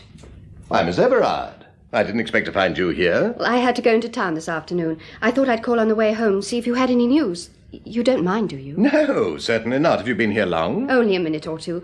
I tried your doorbell, but no one answered. I was just going when you came up the stairs. Oh, well, my wife should be in. Come in, Miss Everard. Thank you. Joyce? Joyce! Excuse me a moment. Yes. Good Lord. What is it? Is anything wrong? I don't know. I thought my wife might have left a message. I've been looking on her dressing table. That's where she usually leaves any notes for me. Some of her things have gone. Are you sure? Yes. Normally it's cluttered with makeup stuff and so on. I haven't seen it as empty as this since the last time she went to stay with her mother. Just a minute. Some of her clothes are missing out of her wardrobe. You're more observant than most husbands, if you can tell that, just by looking in there. No, as a matter of fact, she asked me to do something about the catch. The door wouldn't close. Oh. It wasn't the catch, though. It was the amount of clothes she had in here. They were forcing the door open. Look at it now. The door closes quite easily. I'd better look in the spare room. I expect I'll find a suitcase is missing as well. You mean you think Mrs. Marsh has gone away somewhere? Well, that's one way of putting it. What's the other? I think my wife has left me. Did you have any luck? Yes. The woman in the flat next door saw Joyce leave. She happened to be looking out. When did she go? About 3 o'clock. There was a man with her. He carried the suitcase. They got in a car parked outside. A chauffeur with a private hire car taking her to the station. Possibly. Where the devil was she making for, though? The most likely place would be her mother's, but she hadn't arrived there when I phoned. She'll get in touch with you when she's ready. Maybe. But if she's gone because I broke my word to her, I'd have expected her to leave a note telling me where I could contact her. Then the next move would have to come from me. You know, I can't help thinking about this man who was with your wife this afternoon. Could he have been... well, someone who'd been trying to persuade your wife to leave you? I never suspected Joyce was interested in anyone, but... well, considering the existence we've led lately, it's not out of the question, I suppose. Perhaps she's changed her mind and come back. Excuse me. Yes, of course. Telegram, sir. Oh, thank you.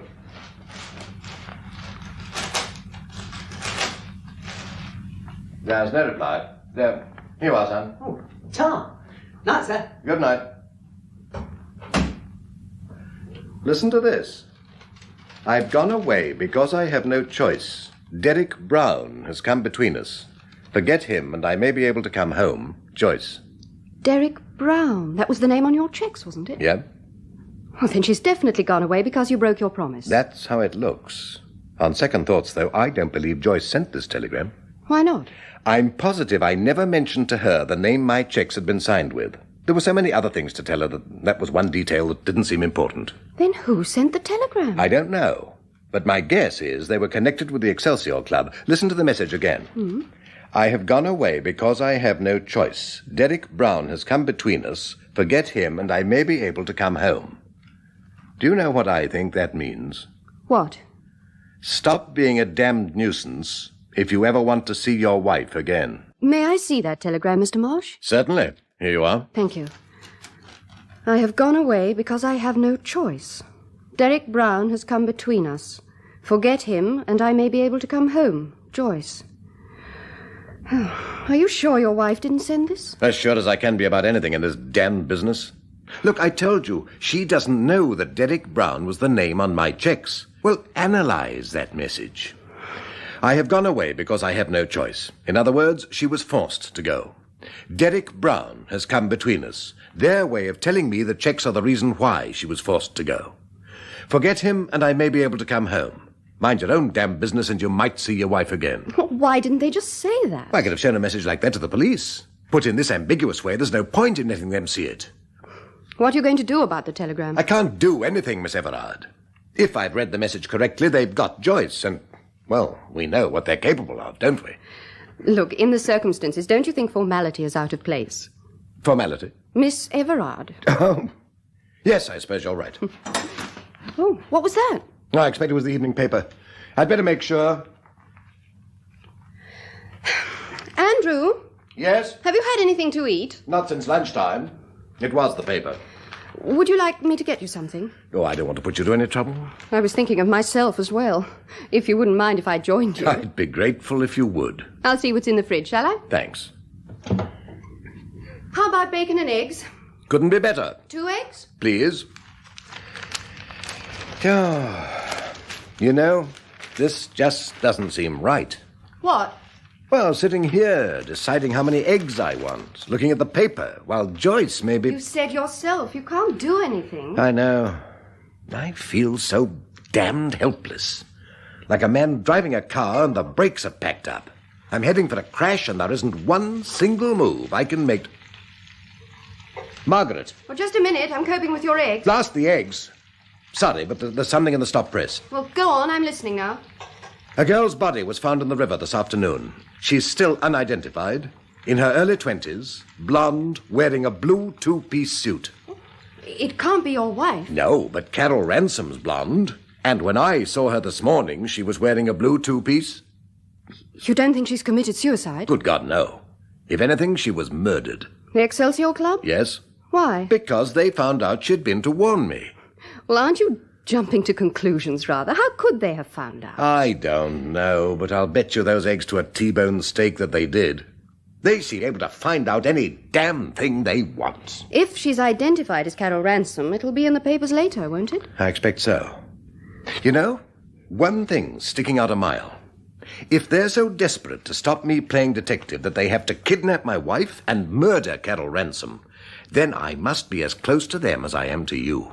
But in spite of that, I haven't the faintest idea who they are. The only thing that's morally certain is that the Excelsior Club is their cover. Oh, damn, damn, damn. Breaking your crockery won't help. Oh, I wish it was somebody's neck. Preferably Derek Brown's. Do you think you could get your mind off violence for a moment? I'll try.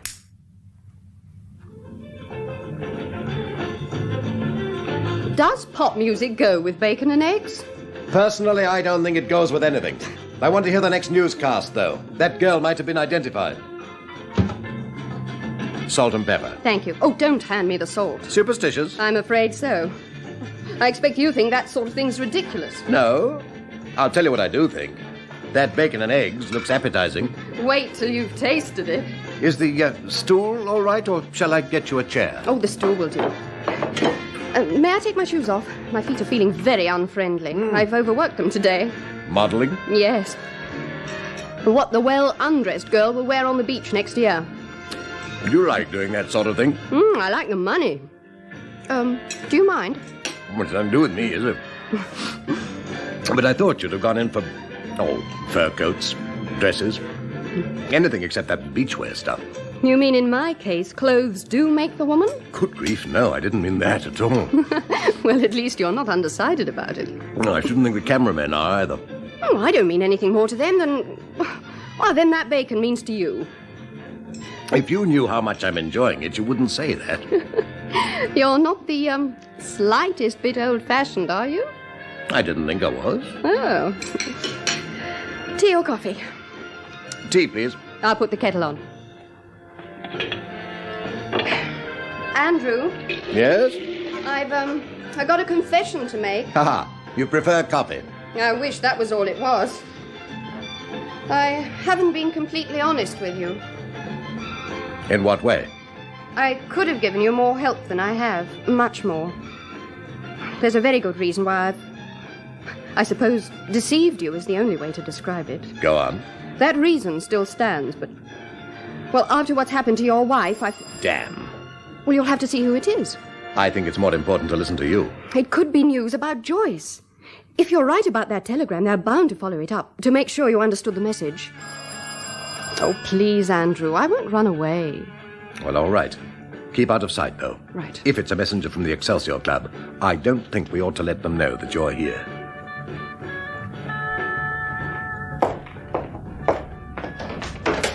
I was beginning to think you weren't going to answer the bell.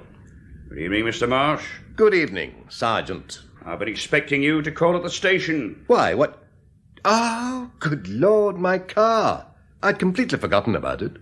Other things on your mind, I dare say. Yes, I've been busy at work. Matter of fact, I haven't been home long.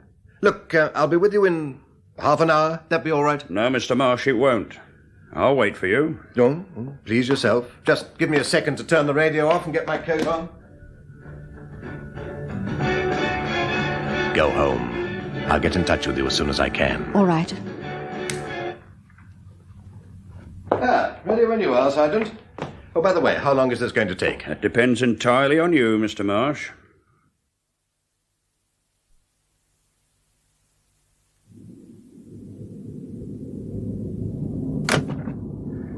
Back to the station, Ted.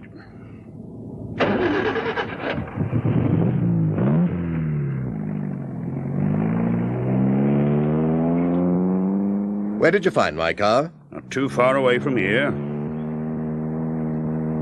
Do you mind doing something else besides identifying your car? Have I any choice? Oh, yes. But if you say no, it won't help you very much. What do I have to say yes or no to? Taking part in an identity parade? Well, I can't see any objection to that. You can't? Well, as I wasn't in my car when Roger Sherwin was knocked down, no one will be able to pick me out as the driver. This isn't anything to do with a hit and run. This is a matter of another dud check. Oh, Derek Brown's still in business, then. Well, that should prove to you that you're wrong about me. I'd be a damn fool to carry on knowing you were looking for more evidence against me. A damn fool, or an overconfident one. Anyway, as it happens, this check was passed before we got onto you. About a week ago, Mr. Marsh. In fact, the man who accepted the cheque is sure that he'll still be able to recognize Derek Brown. Then I've still no objection to taking part in your identity Don't parade. forget what I said about overconfident. That doesn't apply to me. You'd like me to refuse, though, wouldn't you? That would be as good as a confession. Not as good as being picked out as the man who passed that cheque. That would be real evidence. You know how an ID parade works? I've seen them on TV. You'll have a lineup of volunteers, and I'll be allowed to choose my own place among... What happens then? The man who accepted the cheque will walk along, and if he recognizes Derek Brown, he'll point to it. Tap him on the shoulder. Well, as long as he picks me out, you won't care how he does it, will you? Get rid of the idea that I'm persecuting you, Mr. Marsh. There's nothing personal in this. I just want the man who passed those cheques and ran your friend down, whoever he is. Well, it wasn't me. I am not Derek Brown. It was your shoulder he tapped. We could have made a mistake. Bring him into this office. Let him look at me again. Not a chance. He's already made a statement swearing that you are the man who gave him that cheque for £320. What am I supposed to have bought? Something else for my wife? No, it was money you'd lost gambling. Gambling? I've never gambled in my life apart... Where did I lose £320? You know as well as I do. Well, let's say for a moment that I don't. Where was it? The Excelsior. You almost said that with me, didn't you? Listen, to pass a cheque in a club, I'd have to be a member, wouldn't I? Or be signed in by one. Check their membership lists and their visitors' book. See if you can find the name Andrew Marsh I've there. already checked them. Your name isn't there. Well, then you... But Derek Brown's is. On his application for membership, his address is the same that was given with those dud cheques. Your old flat. Yeah. Who runs the Excelsior Club? The man who picked me out just now? He's only the manager. Well, who gives him his orders? That's nothing to do with us. Oh, you ready to make a statement now? No. Who's your solicitor? Why? I'll get him along here. Perhaps he could convince you that you'd be doing yourself a favour to tell us all about those dud cheques. My solicitor isn't short of work, Sergeant. He doesn't have to get me to admit to something I haven't done for the sake of finding himself a client. I've got enough to do as well, Mr. Marsh. I don't need to waste time trying to make you see sense.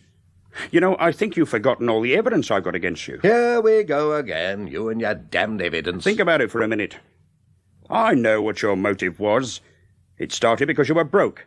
You had to use dud cheques to buy your wife the sort of things she'd been used to. I haven't bought my wife anything. You talked to her, you should know that. I know you haven't given her anything yet. Well, what's that supposed to mean? You'll find out. Then you and Roger Sherwin realised dud cheques would buy stuff that could be turned into money as well as presents for Mrs. Marsh. So you went into business together. Until one of two things happened. You had a row about the way the proceeds were going to be split, or he found out we were onto you and he decided to talk to save his own skin. Now, which was it, Mr. Marsh? Neither. Well, I believe you ran him down because he was going to talk. Now we'll go for a walk. Where to? Round the back of the station. Your car is in the yard there.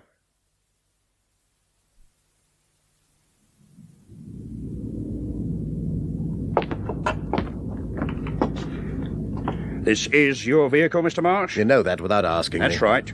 We checked the registration number. Look at the near side headlamp. The glass is broken. Correct. Now, some pieces of glass were found in the road after Roger Sherwin had been killed. Those pieces have been compared with the glass left in your headlamp. They're identical. Look, I am not arguing about the fact that my car was used to kill Roger. Wouldn't be any use, would it? You and your wife drove the car, didn't you? Yes. Now, we only found two different sets of prints, none, Mr. Marsh, belonging to the mysterious third party who's supposed to have stolen your car. Naturally, we'll check that the prints we have found belong to you and Mrs. Marsh. Why bother to check them? You've taken everything else for granted. Have you got the keys to your car on you, Mr. Marsh? Yes. Come round here, please, Mr. Marsh. Unlock the boot, will you, and check the contents? Sergeant, your honesty is something I'll take for granted. I want you to unlock it all the same. Oh, very well. What the... Someone's been shopping, haven't they, Mr. Marsh? Now, could those parcels be the reason why you didn't want to open the boot? If I'd known they were there, they would be. Whoever stole the car to kill Roger planted them. Do you know what's wrong with your story, Mr. Marsh? I'd be grateful if you'd tell me. I might be able to put it right. Till this happened, as far as I can make out, you were an honest sort of bloke who had a bit of bad luck. Not the sort who goes around making enemies. But if your story were true, then someone's got a king-size grudge against you. To want to frame you for the dud cheques and for murder Well, they definitely have to have it in for you and no mistake. Now, you tell me the name of someone who wants you out of the way that badly, and I'll check and see if there's any chance of them being Derek Brown. Well? You'll have to give me time to think about it. That's the best you can do? No name? Damn it, man, I don't keep the names of everyone I've upset at some time or another on the tip of my tongue. Anyway, it could be something that happened years ago. I see. Well, you're going to have plenty of time to think, so let me know if anything comes to mind. Now, let's get back to these parcels. You see the labels? On a couple of them there. Rutland's of Bond Street and Wiley's of Oxford Street. Same shops where your cheques turned up. Yes, I saw that. Well, you'll want those parcels out of the boot before I take the car, won't you? Where were you thinking of taking your car to, Mr. Marsh? Well, home, first of all. I'm afraid you won't be going home. I told you you'd have plenty of time to think, didn't I? You believe you've got enough evidence to charge me now? I'm sure I've got enough. Roberts, bring these parcels into the office, will you, and... Marsh! Marsh, come back, you damn fool! Roberts! Roberts, move yourself! Move yourself! Stop that out of the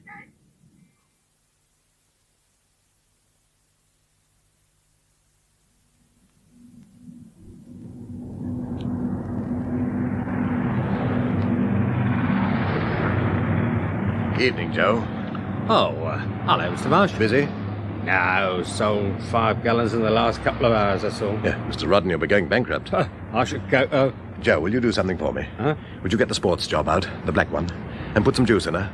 I've got to give a customer a trial run. What, at this time of night? Well, he's going away on business first thing in the morning. Look, I'm going to make a phone call. It'll only take a couple of minutes. OK, Mr. Marsh. Leave it to me. Thanks, Joe.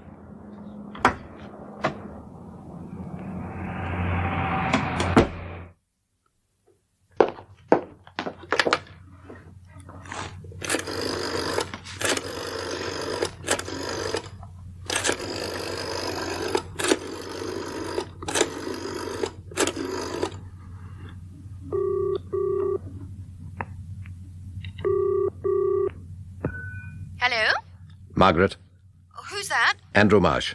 Where are you? In the garage, the place where I work. Rankin was going to arrest me. I ran for it. I know it was a damn stupid thing to do, but I didn't have much choice. I couldn't do anything about the Excelsior Club from a prison cell. How did you manage to escape? We were in a yard behind the station identifying my car. The street gates were open, and I ran like blazes. Luckily, there were plenty of people around. They must have got in the way of the law. It sounded like bedlam behind me. Didn't anyone in the crowd try to stop you? Well, by the time they realized what was going on, it was too late. What are you going to do? God only knows. Whatever it is, I've got to keep damn quiet about it. If they have got Joyce... I'm afraid they have. Before I left your flat, there was a phone call. It was a man's voice. He gave me a message for you.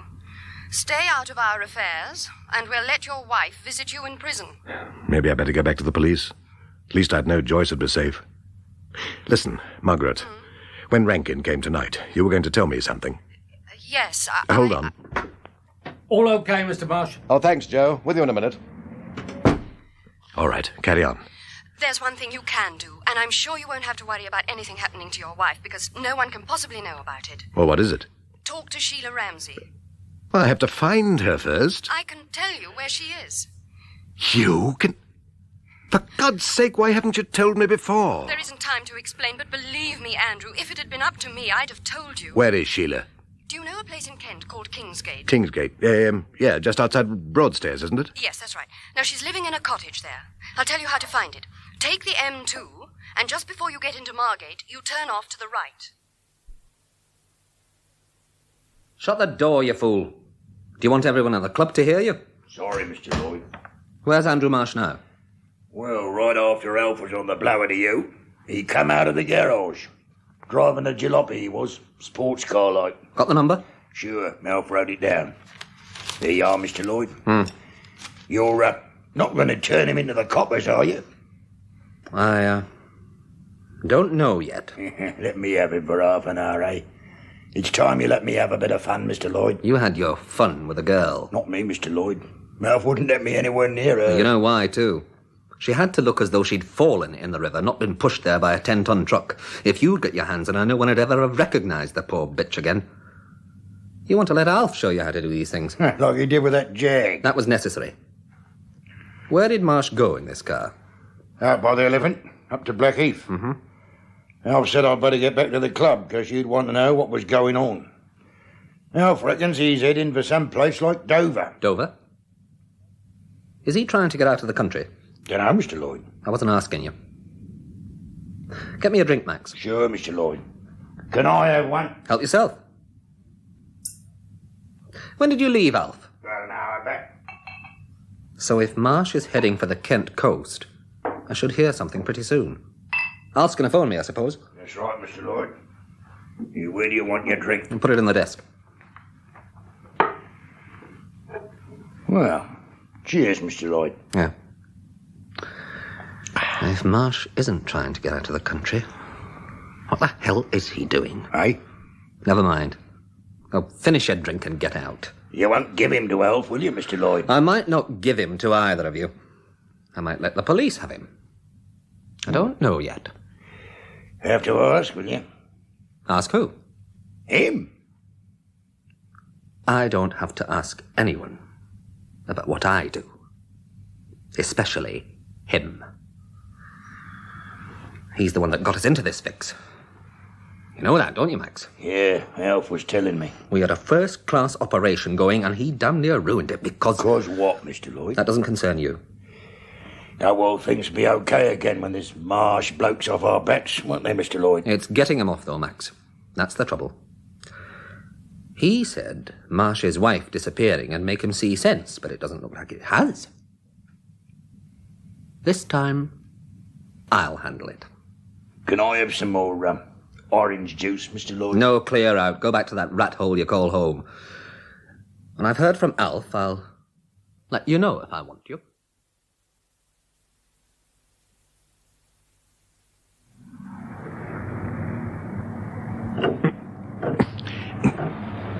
Give you a hand, chum? What? No, I'm all right. Shame your tar didn't blow on the motorway. You could have got help there. I think I can manage to change a wheel. Yeah. Tricky, though, in the dark, innit? Got a match on you? There's a lighter in my pocket. Would you like to get it? My hands are filthy. Sure. This pocket? That's it. Got it? Yeah. Ah. Blimey, that's better. I just fancied a fag and all my ready matches had gone. Yeah. Then I saw you and thought, well, no harm stopping and asking. Here, I'm forgetting my manners. Have a fag? No, thanks. Put your lighter back in your pocket, shall I? Here you are, chap. How are you doing with those wheel nuts? Yeah. That's the last one. Well, I'll stick the dud in the boot, shall I? Thanks. Going far? No. Just outside Broadstairs. Broadstairs, eh? Haven't been there for years. Queer, that. Only the other day, the wife said... Alf, she said, it's ages since you and me have been to Broadstairs. How about a day out, eh, Alf boy? Damn. Is something wrong? No, just nicked my finger. Lucky if that's all that happens to you before you get home, mate. What? How do you mean? Well, no one's safe on the roads nowadays, are they? What part of Broadstairs, then? Oh, a couple of miles outside, near Kingsgate Castle. Don't know that part myself. Well, thanks for the light. See you again, eh? Yeah, good night. All right, chap.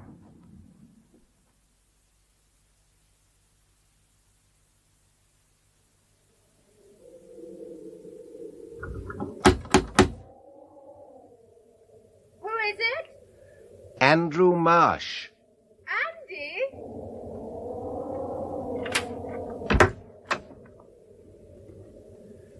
Andy, what are you doing here? All the stupid questions. I suppose you're looking for me. Oh, clever girl. Now I've found you, I don't intend saying cheerio and going away again, so how about asking me in? Oh, I'm sorry, Andy. Come in. Thank you very much. It took you long enough to come to the door. Yes, I was in bed. Andy, you weren't followed, were you? No, not a chance. Still, I'll bolt the door again. I'll feel safer. Take your coat off, Andy. Yeah, thank you. Well, you're nice and cosy here, aren't you? It's lonely, though. No one to talk to. Oh, I wish I was back in my flat. You didn't leave there because your husband was on your trail, did you? I'm not even married. You know that, I told you. You told me a lot of things. Oh, I'm sorry. Sheila, you could be back in your flat in a couple of days. All you have to do is go with me to the police. Well, I don't want to go to prison. I'd rather stay here. Who said you'd have to go to prison? You could make a bargain. A signed statement in exchange for them being easy on you when you said your piece in court. I'm not saying a word in court, Andy. It would get into the papers, and if they hadn't caught them all... The police would give you protection. I wouldn't even be safe crossing the road. You know what happened to Roger. Yeah. Sheila, if you don't want to spend the rest of your life hiding down here, you've got to tell me and the police everything you can about the Excelsior Club. How did you find out about the club? Through some chequebooks I found in Roger's desk. They led me to Margaret Everard, and she told me about her father. Sheila, I don't suppose it's much use asking you to do anything for my sake. Andy, wait a minute. How did the chequebooks lead you to Margaret? Oh, do you have to know now? Yes, I do. Tell me how you met her. Oh, all right. I got her address from a shop her father went to in the West End. Her home address? Well, yes, of course. When did you go there? Last Monday. Sheila, what are you getting at? What does Margaret look like? Look like? What's another stupid question? Tell me, Andy. Oh, well, she's the same height as you, blonde. She isn't. What? I'm at least 4 or 5 inches taller than Margaret, and she's nothing like a blonde. She's just the opposite. Now, you must be wrong. This girl was living in the Everards' house. Margaret hasn't been in their house for a fortnight or more. What? That's why I asked you about the checks. I couldn't understand how you managed to find her through them. Well, where is she, then? In Scotland. Scotland? Look, I had this postcard from Inverness. Only came the other day. Let's see if I can make out the postmark. Wait, it looks like the 27th. Monday was the 27th. Sheila, if Margaret Everard was in Scotland on Monday... She was, Andy. She must have been. Then who the devil was the girl I talked to? Sheila, are you sure, absolutely sure, that Margaret Everard's in Scotland? Oh, of course I am. Anyway, that postcard came from there, didn't it? Yes. Do you recognize the handwriting? No. It's the first time Margaret's written to me. But she must have sent that card. Nobody else knows I'm staying in her cottage. Nobody, except the girl who gave me this address. Who is she, Andy? How the devil do I know? She was living in Everard's house. She knew enough about him to make me believe she was his daughter. What does she look like? I've told you once she's blonde, about 23 or 4, roughly your height. Attractive? Yes, damn it. You've fallen for her, haven't you? Don't be a fool, Sheila. I've only met her twice. Look, you'd better come back to London with me. No, Andy, I'm not going to the police. You might be in more danger if you stay here. Why? This girl, whoever she is, knows you're here. She could be working for the people who run the Excelsior Club. But if she is, and they know I'm here, why have they left me alone? Probably they were waiting until they could make use of you in some way. And they could have decided to use you as bait. Bait? To get me down here. Then someone from the club arrives. Shortly afterwards, the police get a phone call. A man says he was passing this cottage and he heard revolver shots. The police find us. Dead. Oh. With evidence fixed to make it look as though I'd murdered you and then shot myself. 2 interfering birds put out of the way with 1 well-aimed stone. From the Excelsior Club. You've got a horrible imagination, Andy. It could happen. As long as we're alive, we're a threat to the club, especially you. They'll find you one day. I don't see how, if I stay Sheila, here... for God's sake, be sensible. You can't hide forever.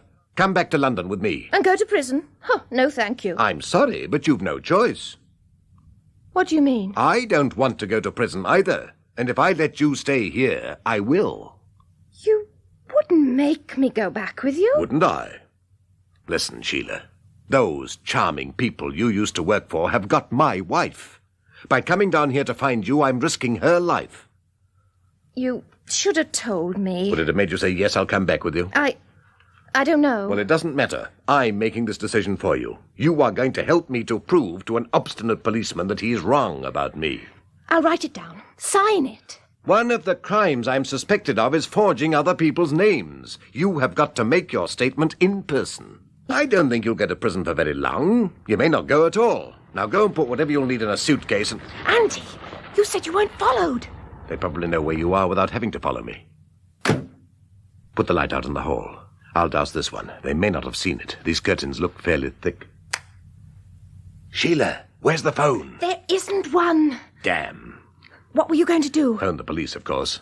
Where's the nearest call box? Down the road, about 5 minutes walk. Right. Is there a back door to this place? Yes. Andy, don't leave me. No, I was going to send you, but there may be more than one of them. We'll wait. Andrew! That's a girl. Shut up. Andrew! It's the girl that calls herself Margaret Everard. You hide yourself. I'll let her in. If she's on her own, okay. If there's anyone with her, slip out of the back door and run like hell to that phone box. Watch out in case anyone's keeping an eye on the back. All right? Yes. Andy, I'm scared. Good. You'll run all the faster. Now disappear. I'm going to open up.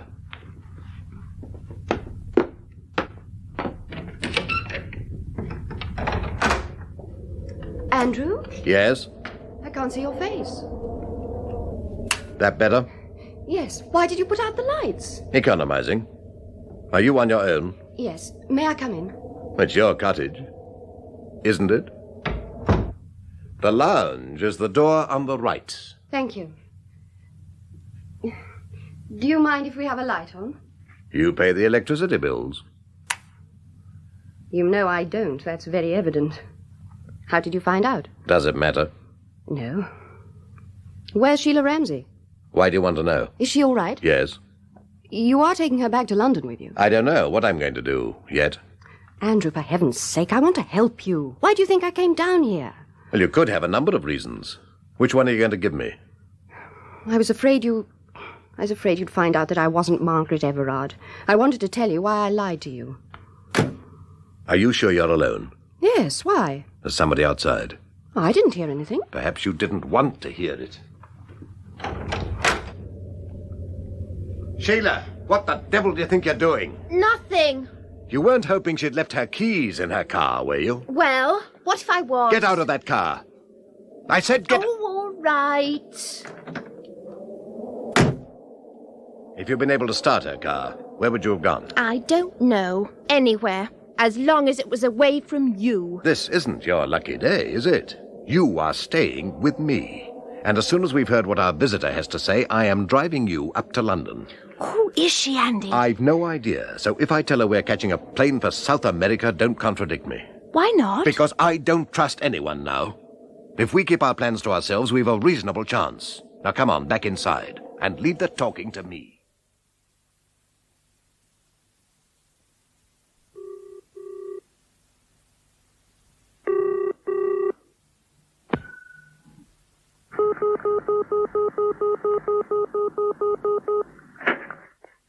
Hello? Mr. Lloyd? Yes. I'll speaking, Governor. Where are you? In the middle of flaming nowhere. That tells me a hell of a lot. I'm just down the road from where darling little Sheila's hiding out. Where's that? A cottage, near a dump called Broadstairs. Marsh obliged me by leading me right to it. He's with Sheila right now. Him and another bird. Who's she? Dunno. Couldn't see her proper from where I was. Maybe we know her, maybe we don't. I went to school with Margaret. My name's Judy Randall. Andy, can I say... No. Stay where you are. Go on. We used to see each other occasionally, and after her father died, Margaret phoned me.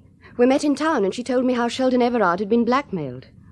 Soon after he committed suicide, someone phoned Margaret, a man. They reminded her that they still had evidence of her father's treachery. She paid them to suppress the evidence? Yes. You see, she's getting married next week. That's why she's in Scotland. Her fiancé's father is a member of the government. If the fact that Sheldon Everard was a traitor had been made public, Margaret's fiancé would have been forced by his father to cancel the wedding. How old is her fiancé? Old enough to please himself, but he never does. Tone is charming, but he's ruled by his father. Margaret loves him, though. She preferred to pay blackmail rather than risk losing him. Well, she made one attempt to solve her problems. In his letter, Sheldon Everard told her the name of the hostess who took him back to her flat. Sheila. Yes. I didn't know who he was. I didn't know... You can defend yourself later. Margaret went to see Sheila? Yes. Sheila refused to go to the police, but when she knew what she'd been responsible for, she said she didn't want to go on working for the club. She was afraid they'd find out why she wanted to leave, though. They'd have made me tell them. Margaret told me to walk out and come down here for a while. She said everything would be all right after she was married. All right. For whom? For everyone, Margaret hoped. Well, she daren't tell Tony's father that she was being blackmailed before the wedding. He'd just tell Tony to call it off, but... Well, once Tony's ring was on her finger, he'd have to protect the name of Everard. I imagine he's got the necessary influence. He has. Margaret hoped he might even be able to get the club closed. Well, that wouldn't prevent the men behind it carrying on. Your friend Margaret hasn't any evidence that would send them to jail, has she? No, but if the police were told about them by a man in the kind of position that Tony's father has, they'd watch them. That would hamper them, surely. Oh, I doubt it. I think Margaret Everard's underestimating the Excelsior Club. Perhaps. Anyway, she didn't want the blackmailers to know what her intentions were until it was too late. That's why she asked me to stay in their house. You see, they contact her when they want another payment and tell her how much and where to leave it. I was to pretend that I was Margaret and take their instructions. When you came, I thought they decided to send a messenger instead of telephoning. You could have told me all this before. Well, I'd given my word to Margaret that I wouldn't do anything to interfere with her plans, but... Well, when your wife disappeared, I just knew I'd have to tell you where to find Sheila. I phoned Margaret last night and told her what I'd done. What did she say? She put the phone down. I tried to call her back, but she wouldn't speak to me. When she's thought it over, I hope she'll understand. In fact, I'm sure she will. Why? The reason isn't important. Have you told me everything now? Yes. Well, what are you going to do? Drive back to London? I thought I'd stay here for the night, if you don't mind. Please yourself. Andrew, are you going to use Sheldon Everard's membership card? Use it? Hmm. You mean to get into the Excelsior Club? I don't know. I'll have to think about it. Come on, Sheila, we're leaving. Where are you going? I'm taking her to stay with some friends of mine. I thought you'd be taking her to the police. She doesn't want to talk to the police, do you, Sheila? No. There might be some other way she can help. Until I've decided what it is, I'm leaving her where she'll be safe.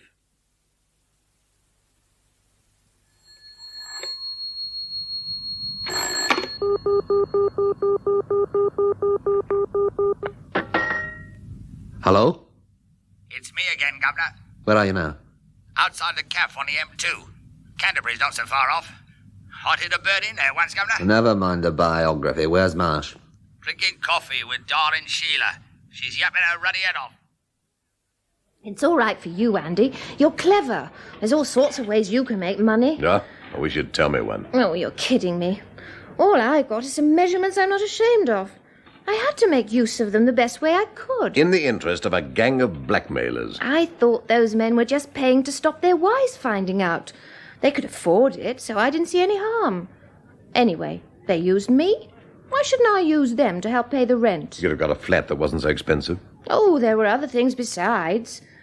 I've always wanted a mink. Sheldon Everard wanted to die naturally. Oh, look, I'm sorry about him, honestly I am. When Margaret told me they weren't just making those men give them money, I felt like killing myself.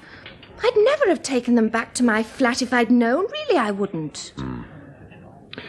Who runs the Excelsior Club? I don't know. Ralph used to show us the men we had to take home. Ralph? He's the manager of the club. What, an overweight Uriah Heep? Pardon? Washes his hands all the time with invisible soap. That's Ralph. I've met him. He picked me out in an identity parade. Do you know a girl called Carol Ransom? Yes, she's one of the hostesses. Peter Lloyd? Who? Peter Lloyd. He's living in your flat now. I've never met him. Where does Roger fit in? Did he work for the club? No. The chequebooks were his idea. He was always looking for easy ways to pay his rent as well. He had a new girlfriend who was costing him a lot of money. He joined the club and he found out I was taking some of the customers back to my flat. Did he guess they were being set up for blackmail? I don't think so. But he said if they lost their chequebooks while they were in my flat, they couldn't very well go to the police. What did you get out of it? He gave me £5 every time I stole a chequebook. Did he ask you to take mine? No, but when he introduced us, I thought that was what he wanted me to do. When I gave it to him and told him it was yours, he just said, poor old Andrew. He used my checks, you know. Oh, we didn't mean to get you into trouble. I wish I could believe that. I'm sure he didn't.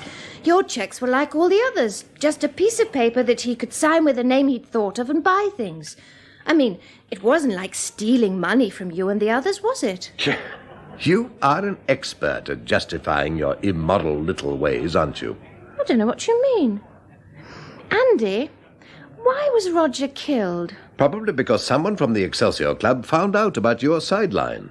It could have meant trouble for them, so they put an end to it. When they stole my car, it was a part of Operation Frame-Up. What? They wanted to make the police a present of a suspect for Roger's murder. I knew him, so I was elected. Another thing in my favor was that I was already under suspicion for passing dud checks. How could they have known that? Oh, they have an espionage system that could give MI5 a few lessons. Come on, time we were moving. Andy, I'm tired. You can sleep in the car. When Rankin comes on duty in the morning, I want to be waiting for him.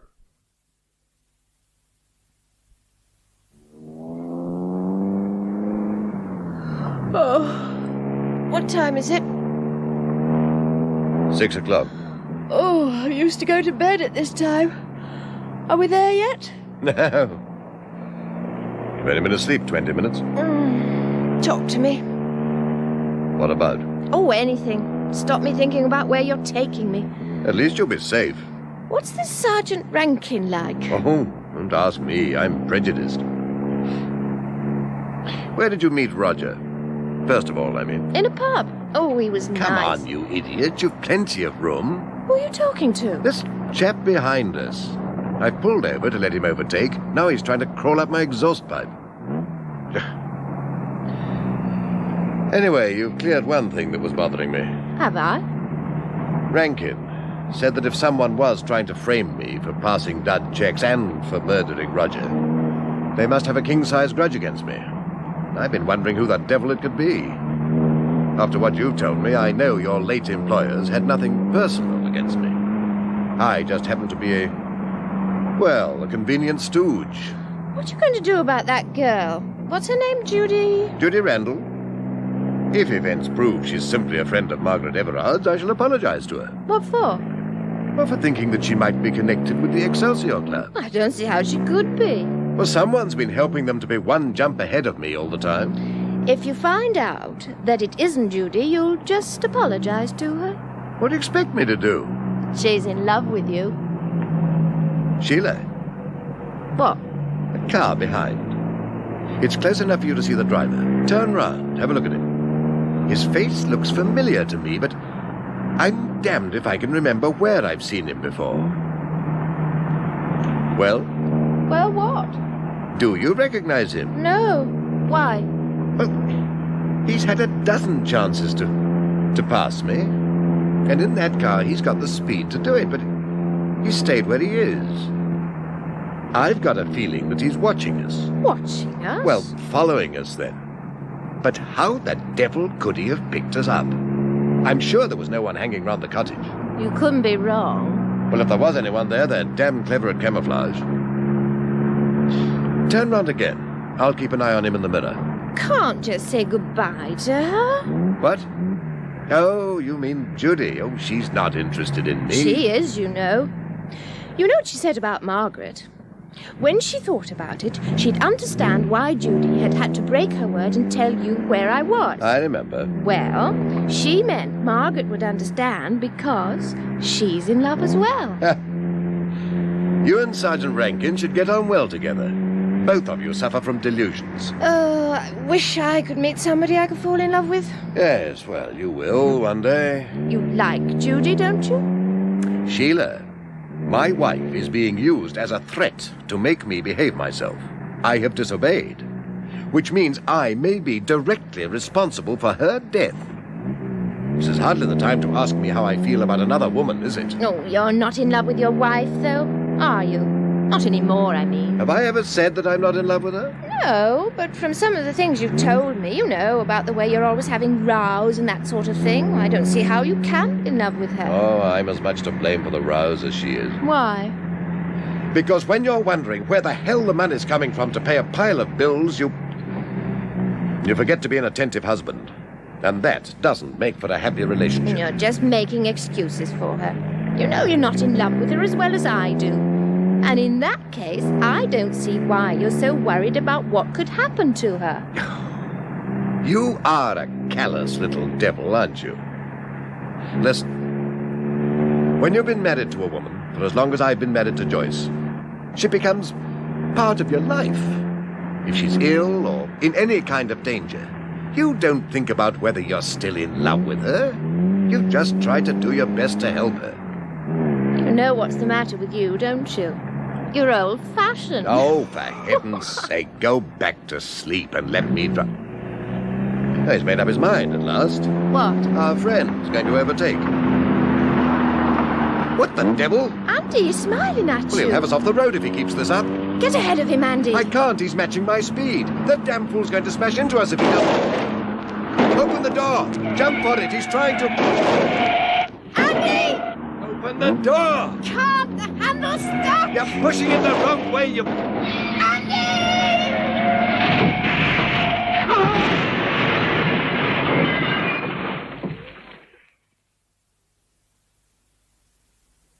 You're quite sure, Alf? You didn't leave any loose ends? Not a flaming one, Governor. You know me. Well, you seem to have thought of everything. Where's the car? Dumped near the river, miles away from where I nicked it. Ah. When the guy it belongs to sees it again, he's going to have heart failure. So's his insurance company. No prints left in the car? Clean as the parson's jokes, Governor. What did you do with Max when he got back last night? Sent him home. He won't like it when he knows I let you take care of Marsh. He'd have made a right mess of it. Probably left his footprints on Marsh's face. Don't know when to stop, Max don't. Business back to usual now, eh, Governor? Yeah. You know, I think I'll celebrate the exit of the late and unlamented Andrew Marsh. You can drive me to the plaza in Park Lane, Alf. A champagne breakfast is called for. Right, Governor. Here's my keys. The car's behind the club. I'll be with you in 5 minutes. That'll be long enough for me to tell Mrs. Marsh the sad news.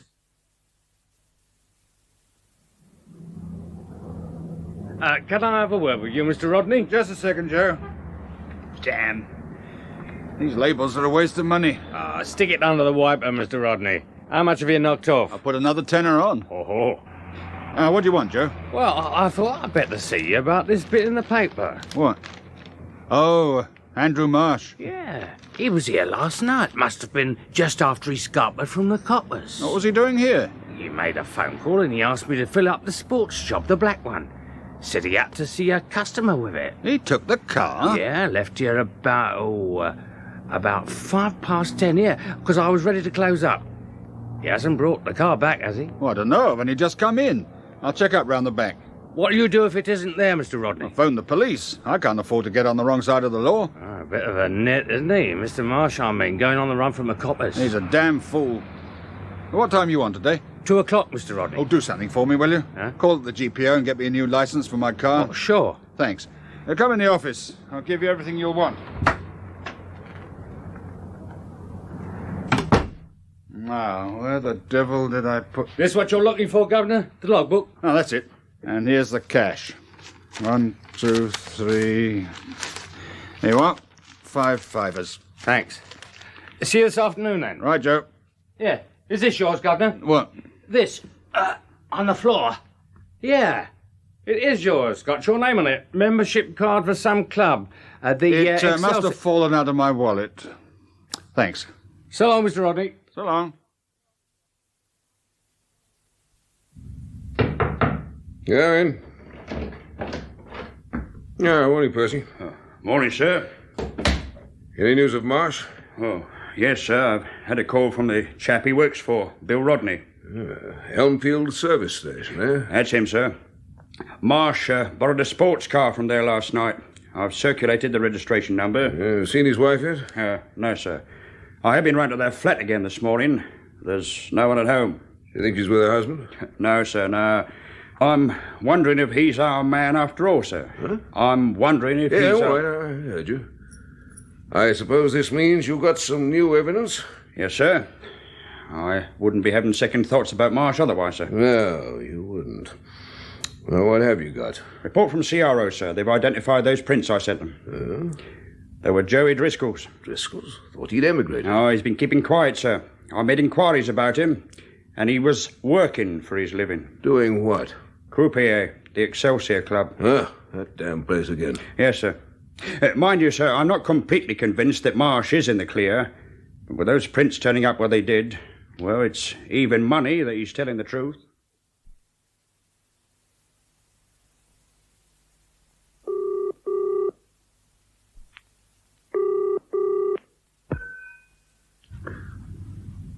Hello? Oh, is that the home of Mr. Sheldon Everard? Yes? Are you Mrs. Everard? No. Who is that? Oh, my name's Fergus, Dr. Fergus. I'm speaking from the Medway General Hospital. I'm afraid Mr. Everard has been in an accident. Are you sure you've got the right number? Well, the only identification we found on the patient was a membership card for the Excelsior Club. It gave his name as Sheldon Everard and his address... How is Mr. Everard? Are you a member of his family? No, they're away. I'm looking after the house. I'd forgotten Mr. Everard was still in London. I'm sorry, Doctor. Oh, that's all right. How is he? We're awaiting the result of X-rays. I don't want to alarm you, but he may have internal injuries. Will you contact his family? Yes. Can I see him? Not at the moment. Mr. Everard is still unconscious. Unconscious. Unconscious. Unconscious. Let your bank know you'd lost your chequebook. The dud checks came out of that book. You've come the wrong road. I've never heard of anyone called Ramsey. You're accusing me of stealing my own car and killing Roger. Murdering him would be a better way of putting it. Partners are versatile men, Mr. Marsh. They don't limit their activities to passing worthless checks and staging hit-and-run accidents. I'm afraid you won't be going home. I told you you'd have plenty of time to think, didn't I? Margaret hasn't been in their house for a fortnight or more. Then who the devil was the girl I talked to? You've fallen for her, haven't you? I went to school with Margaret. My name's Judy Randall. I wish I could meet someone I could fall in love with. Open the door! Can't the handle stop? You're pushing it the wrong way, you...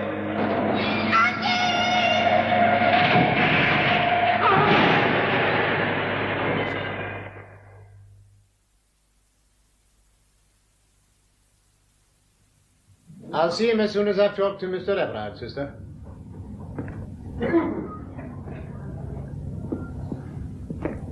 You've rejoined us then, Mr. Everard? Yes. How are you feeling? Oh, my head aches. Aye, it would. How long have I been out? You were unconscious almost 48 hours, Mr. Everard. You found out my name? Aye, you had a card in your pocket. You're a member of some club or other. The Excelsior. Aye, that's the one.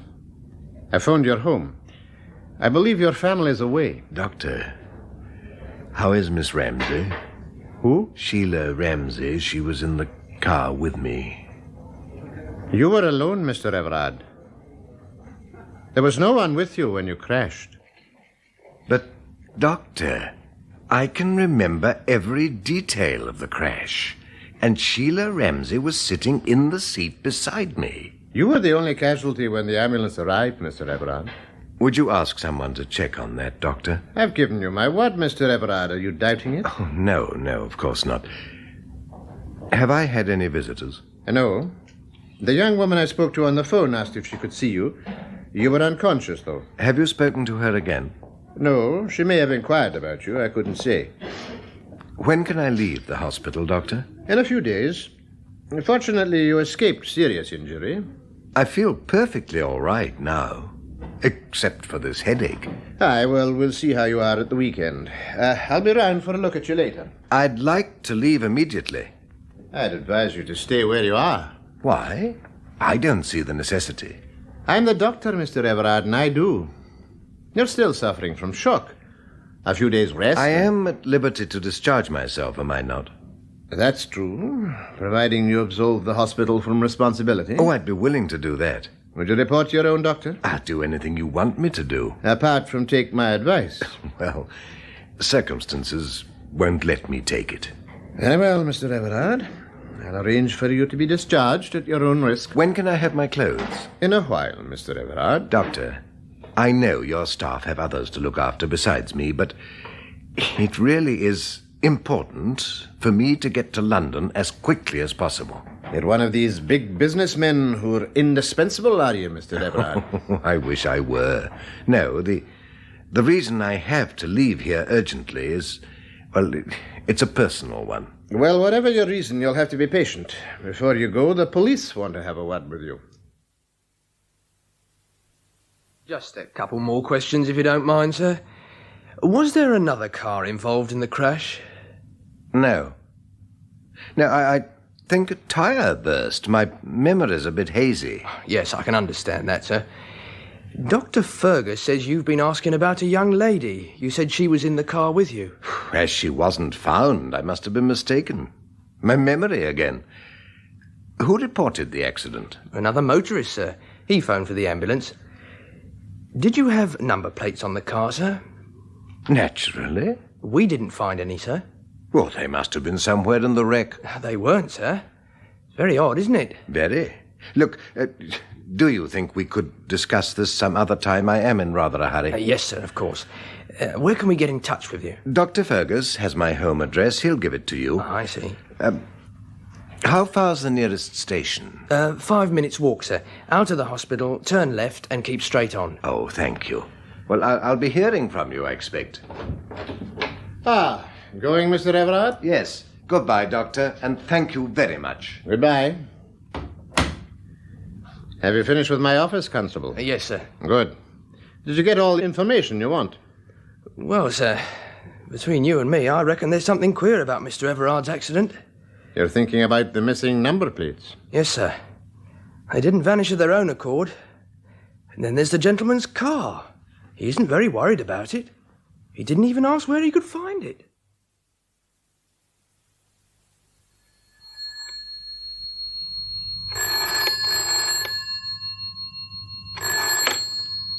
Hello?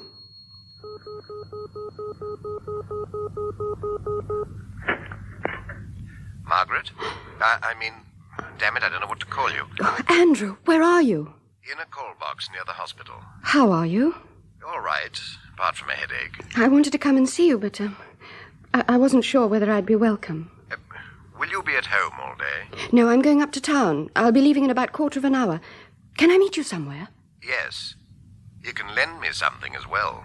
What? Sheldon Everard's gun. Why do you want his gun? I'll tell you when I see you. What time will you be free? From 5 o'clock. Right. Meet me at 5:30 Victoria, under the clock. Have you got that? Yes. 5:30, under the clock at Victoria.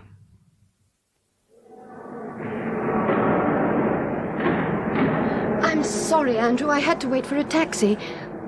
How's your headache? Oh, I've got used to it. Look, we can't talk here. We'd better go and have a coffee or something. Come on, it's over there.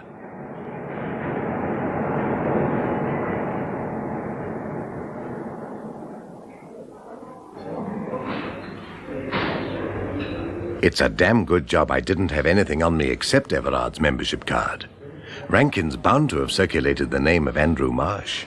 Do you think the policeman who came to see you at the hospital was suspicious? Well, he wasn't happy about my story of the accident, I could tell that, but there was nothing he could do. What happened to the number plates? Whoever knocked me off the road must have taken them. Why? I'm blessed if I know. I'm more interested in what happened to Sheila. She might still be alive. I'd be surprised if she is. I ought to have left her in the cottage. Oh, you weren't to know what was in store for her. I should have guessed. But I was so concerned with my own affairs. I forgot that the Excelsior Club is next to omnipotent. I suppose I was followed all the way to the cottage. You can't be certain. Well, I can. Before we crashed, I saw the other driver's face. I thought I'd seen him somewhere before. And in hospital, I remembered. On the way down to the cottage, I had to change a wheel. He came up and asked me for a light. But how did they know you'd be on that particular road? Well, they'd been watching me all the time. Or someone told them where to find me. Who? That's what I'd very much like to know. I could have told them. You said it. Why didn't? That is what you're thinking, isn't it? No. You didn't say that with very much conviction. Look, whoever's operating the Excelsior Club has either the ability to read my mind, or they've had help from a fifth column. But not from me. Did you bring Everard's gun? Yes. Thanks. I haven't said I'll lend it to you. Why do you want it? I'm going to use Everard's membership card to get into the Excelsior Club. Now, obviously, I'll need more than a persuasive line in sales talk to make sure I get out again. I think you'll need more than a gun, too. Oh, don't go to the club, Andrew. I have to. They probably know that I'm still alive. Therefore, they'll have to think of another deterrent. They're certain to make use of the fact that they've got my wife. I've got to try to stop them. How? No, I don't know yet. Well, you can't walk into the Excelsior Club without some idea of what you're going to do. If Joyce is there, I'll do my best to get her out. That's all. Simple, isn't it? And what if she isn't there? I have to make someone tell me where she is. And afterwards? Providing simplicity is effective. Go and see Sergeant Rankin. You're lying to me now, aren't you? Lying? Yes. You're really going to the Excelsior Club to offer them a proposition. You'll do anything they ask, if they'll release your wife. Why do I want the gun, then? In case your proposition's rejected. I'm right, aren't I? They tell me women are always right. Are you going to lend me that gun? Yes, I suppose so. Do you want it now? Please. Give me your newspaper. Is the safety catch on? Yes. Is it loaded? I think so, but you'd better look and make sure. Oh, I intend to. Here you are. Thank you. Would you do me another favor? If I can. Once I'm in the club, I'll have to act like a member until I see what's going to happen. Well, unfortunately, I haven't the price of a drink. Well, Andrew, I'm sorry, but I've only got a few shillings. I went shopping this morning and I spent Never mind. I don't imagine they'll let me wander around for very long. I really am sorry. No, it isn't important. But you hated having to ask me, didn't you? When are you going to the club? Tonight? I haven't decided yet. You mean you haven't decided whether you can trust me again? I must be going. Good luck, Andrew. Thanks.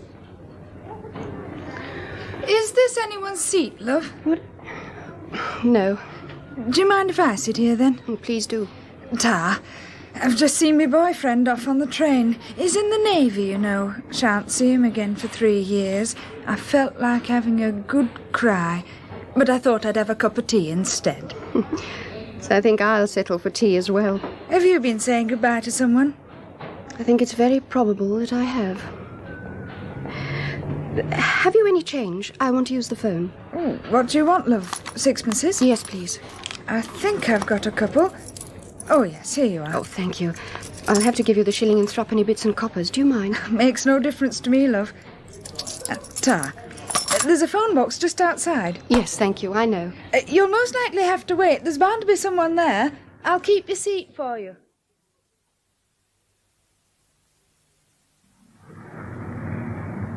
What the blazes are you doing here, Marsh? I want to explain about the car and apologize. Where is it? The police will be able to tell you. I can't. But it'll be a write-off. I was in an accident. You pinch one of my cars, smash it up, and then just walk in here and say you're sorry. You got a damn nerve. I was forced off the road. It wasn't entirely my fault. I'm not interested in whose fault it was. You know I ought to phone the police and tell them you're here. Then why don't you? I'm damned if I know. Now get out of here before I change my mind. I'm not ready to go yet. I haven't got what I came for. Would you like to lend me £5, Mr. Rudnick? Would I? Would I, blazes? I'll have to ask you to think again. Marsh, why did you have to get on the wrong side of the law?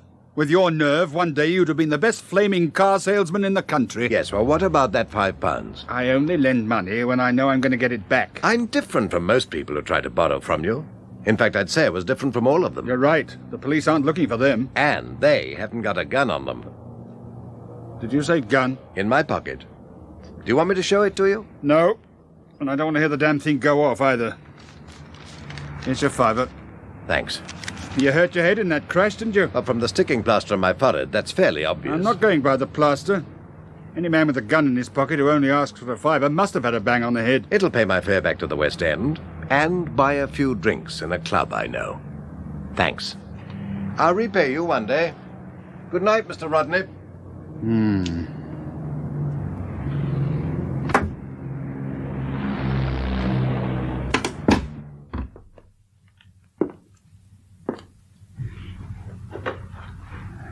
Yes. That'll be it.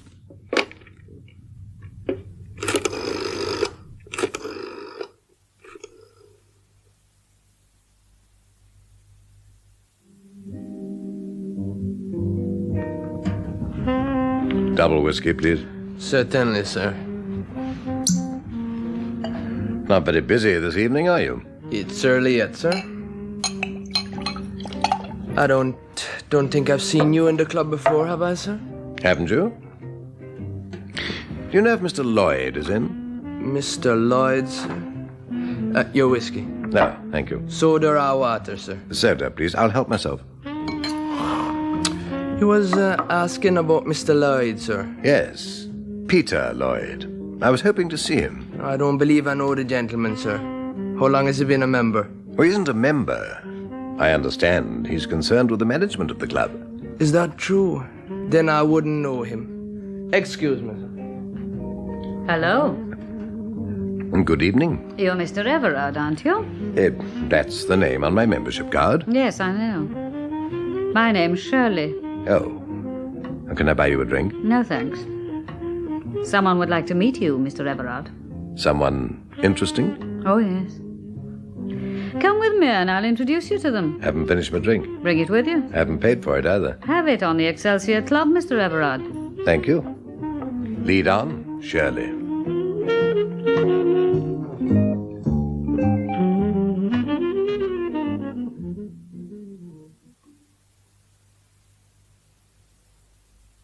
I suppose this is where the management have their offices. How did you guess that? Soundproofed walls, thick carpet, keeping out the noise from the club. In here, please, Mr. Everard. Thank you, Shirley. OK, darling.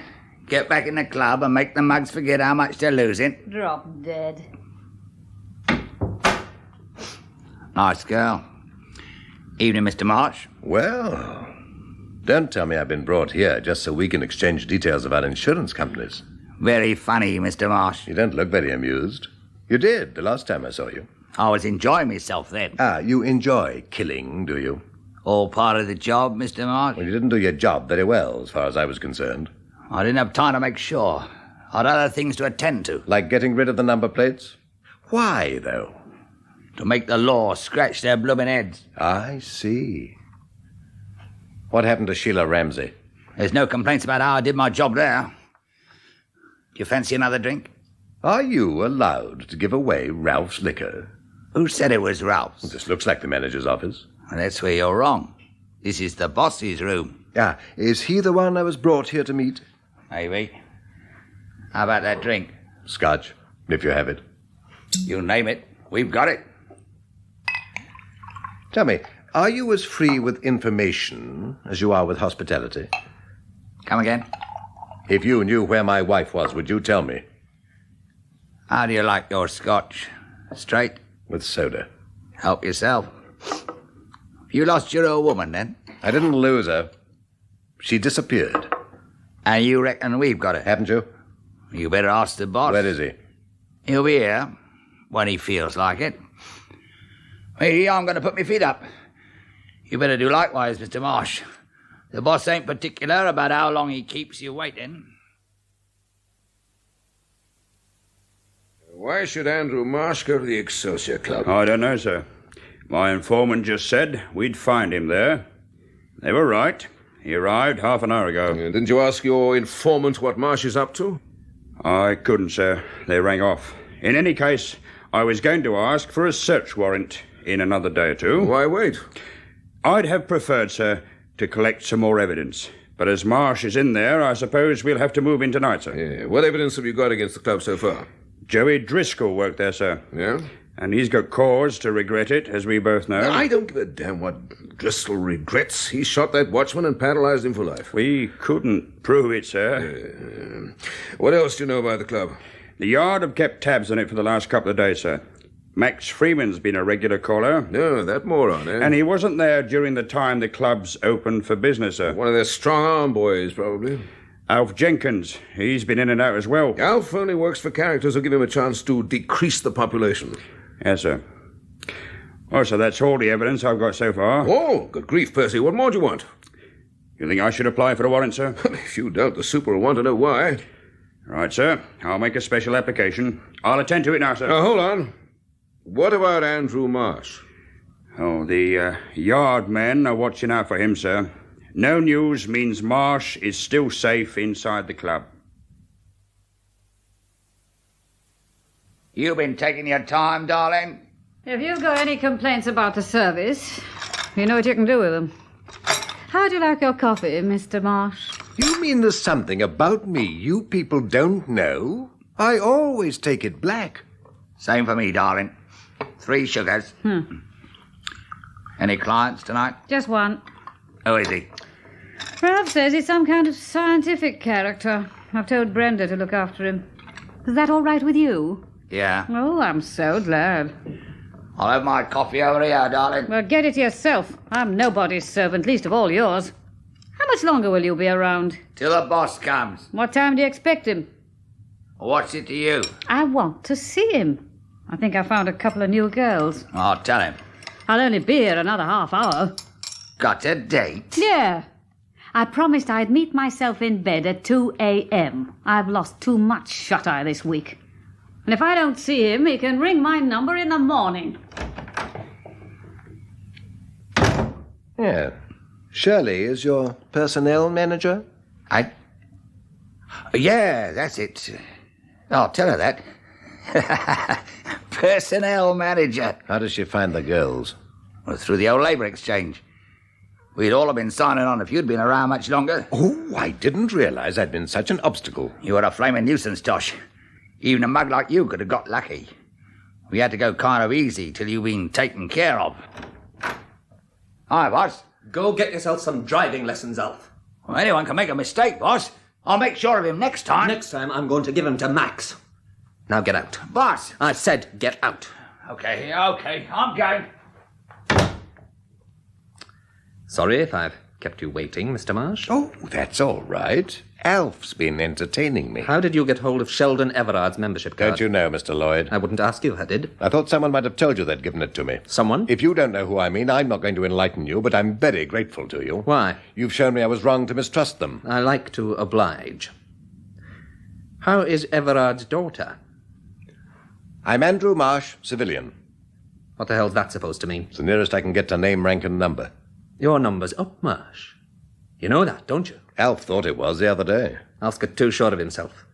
Like you. What time do you arrange the firing squad for? Dawn? I'll tell you when I know why you used Everard's name to get in here. Well, I thought you'd have worked that one out for yourself. Why should I bother?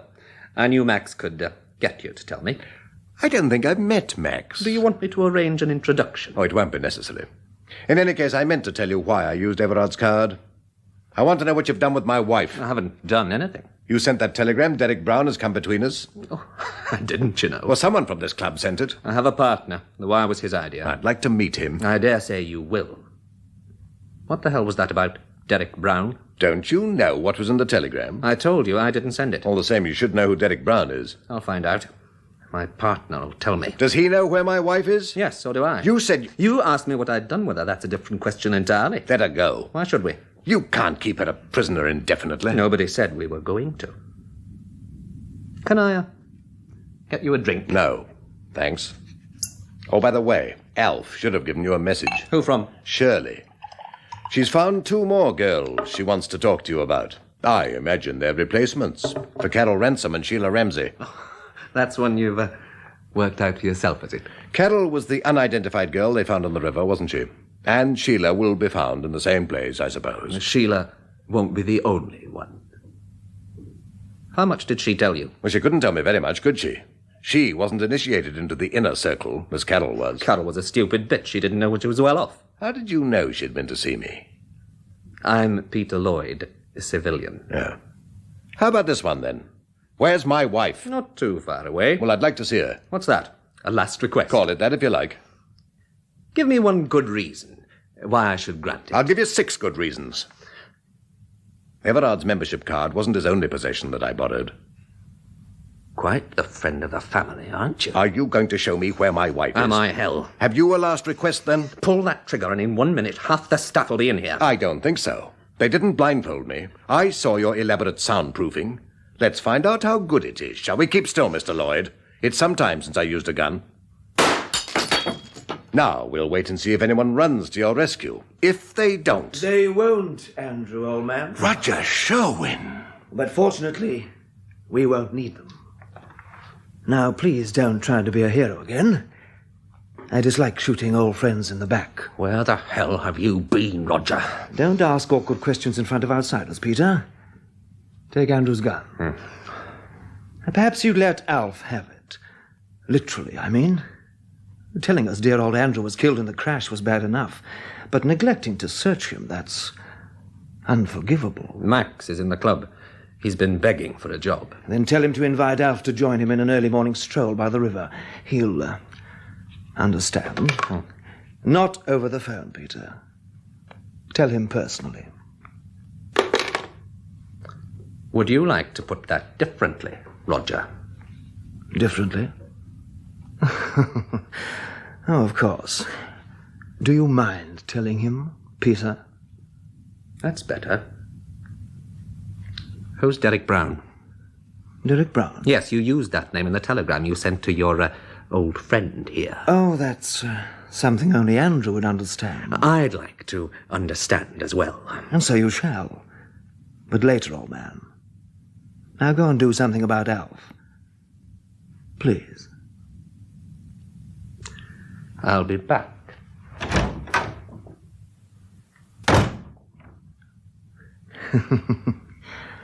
And how are you feeling after the accident, old man? Where's Joyce? One thing at a time, old man. You look as though you've made a complete recovery. My recovery is due to good luck and the hospital staff. You apparently owe yours to a miracle. No, old man. Nothing so unusual.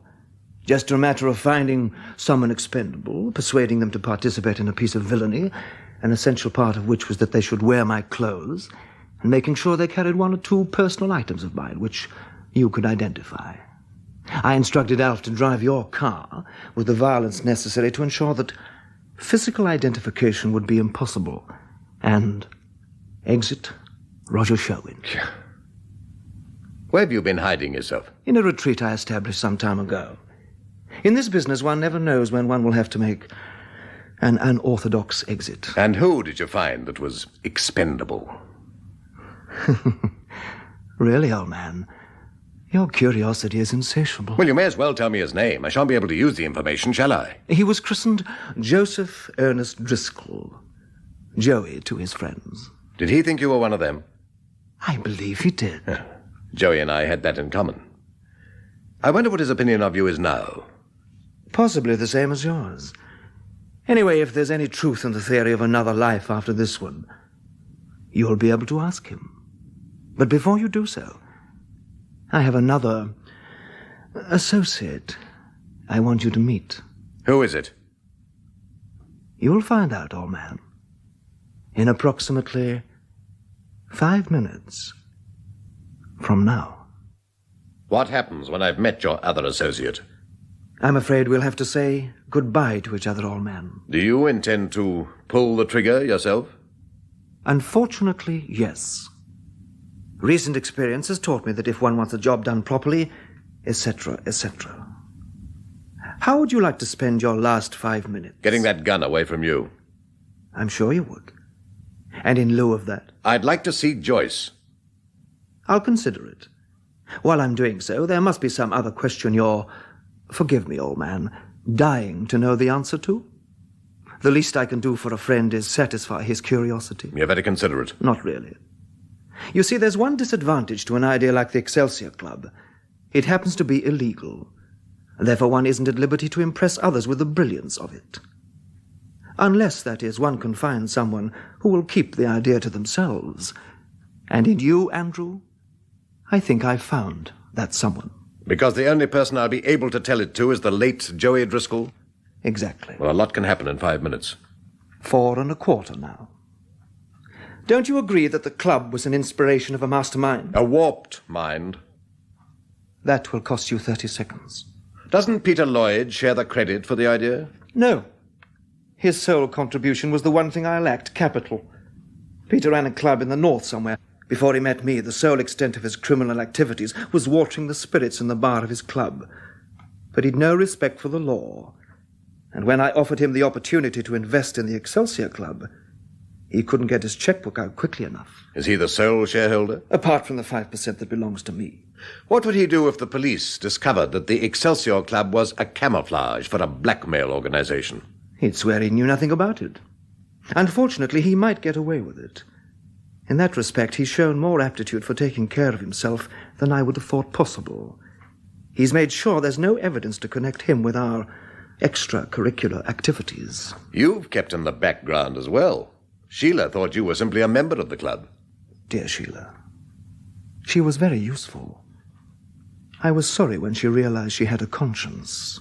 Peter Lloyd doesn't know about the dud checks, does he? No.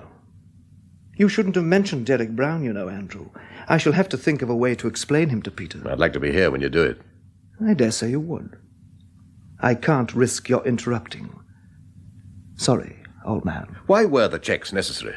5% of the club doesn't pay big dividends. Not big enough, that is. And mine weren't the only expensive tastes I had to cater for. A girlfriend? An inadequate way to describe the lady, but it'll do. Do I know her? No, you don't, old man. Returning to Sheila, I was able to help her with her favorite hobby. She collected fivers, you know. So she told me. Consequently, she reciprocated by assisting me with my spare time occupation. Collecting checkbooks. They're far more rewarding than first editions. Did you intend her to help herself to my checkbook? Why do you think I introduced you to her? Because your lonely state aroused my sympathy. I did think so at the time. You don't now, though. No. But what was your reason for involving me? I'm not thinking so much about the checks. If you were so desperate for money, mine were as good as anybody's. I'm talking about your death in the hit-and-run accident. Why did you have to steal my car? Unfortunately, old man, you've left the really vital questions until it's too late for me to answer them. You've only 2.5 minutes left. And as I've decided to let you see your wife, your curiosity on those points will have to remain unsatisfied. For the moment, anyway. Open the door, Andrew. Thank you.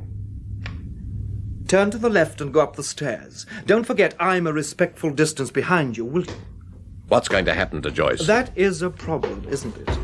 And the difficulty is there are several solutions. But they'd all have the same final effect, wouldn't they? You mean she'd join you and Joey Driscoll? Not necessarily. To your right now, old man. There are other ways of making sure she'd be a traitor to her sex and keep her mouth shut. Other ways? Definitely. A woman can be degraded to such an extent that even the police won't believe anything she tells them. Open that door. It's locked. Locked? Andrew, there's a phone on the wall behind you. Lift the receiver and press the third button, will you? Thank you. This is a compliment to your resourcefulness, you know, old man. Asking me to use the phone? Yes. With anyone else, I'd have done it myself. But with you, I think it's wise to concentrate on one thing at once. Hello? Is it Peter Lloyd? Is that Peter Lloyd? Yes. Who's that? Tell him you're speaking for me. I want the key to the, guest room. This is Andrew Marsh. Roger wants the key of the guest room. What the devil's he talking about? What the devil are you talking about? We should have done this act on television, old man. Tell Peter I'll explain later, but I want that key now. Roger will explain later. He wants the key now. I'm coming up. Why haven't you got a key to that door, Roger? Shall we say Peter knows that as well as money, women are a weakness of mine? Joyce might have been able to persuade me to release her. Is that a satisfactory answer? It's a logical one. One of the last things you'll learn, Andrew, is not to place too much faith in logic.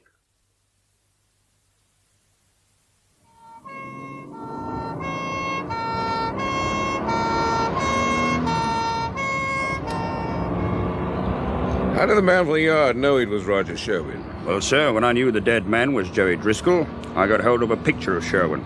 I found it on his houseboat. I passed it on to the yard and asked him to keep a lookout for him. He's connected with the Excelsior Club. I thought he might turn up there, sir. And you say he went in by a back entrance half an hour ago? Yes, sir. His side of Andrew Marsh? No, sir. He hasn't left the club. Alf Jenkins and Max Freeman are still there as well, sir. Where are we now? Tottenham Court Road, sir. A couple of minutes and we'll be at the Excelsior Club. You're wasting time, Roger. He should have been a job for the undertaker by now. I'll handle this my way, if you don't mind, Peter. Be a good fellow and unlock that door. Next time I take a partner, I'll pick someone who isn't a damned show-off. Now, get this nonsense over. You've no imagination, Peter. That's one of your deficiencies. After you, Andrew, old man. Andrew! Are you all right, Joyce?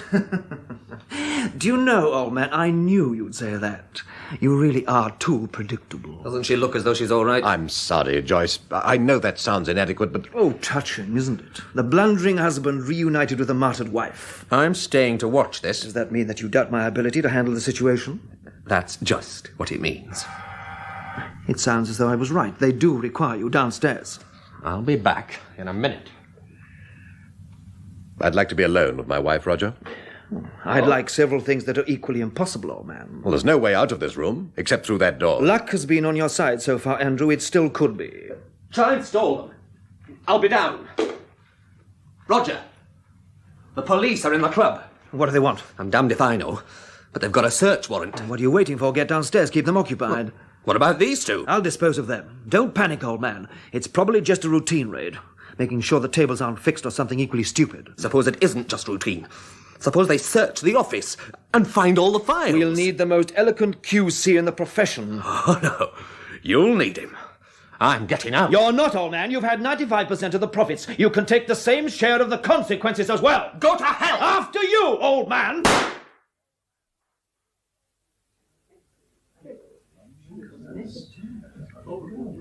You can't go through there, Sarge. It's private. Now, don't be a fool, Elf. You've seen the warrant. I can go anywhere I like. Now, get away from that door. It's all right for you, Sarge, but I work for the club, see? If I let you go through that door, I'll get me flaming cards. And there's enough unemployed, ain't there? You're trying to waste time, Elf. Why? Me? Waste the time of the law? You're out of your tiny mind, Sarge. I'm just doing my job. You'll be doing a stretch for obstruction if you don't get out of my way. Bates, keep an eye on this joker. What's the hold-up, Percy? Alf's giving me some back chat, sir. Any sign of Roger Sherwin or Andrew Marsh? Not in any of the club rooms. Let's see what's on t'other side of that door. Yes, sir. Looks like the officers. What the hell? Came from up the stairs, sir. Well, then get up there, Percy. Yes, sir. And watch yourself.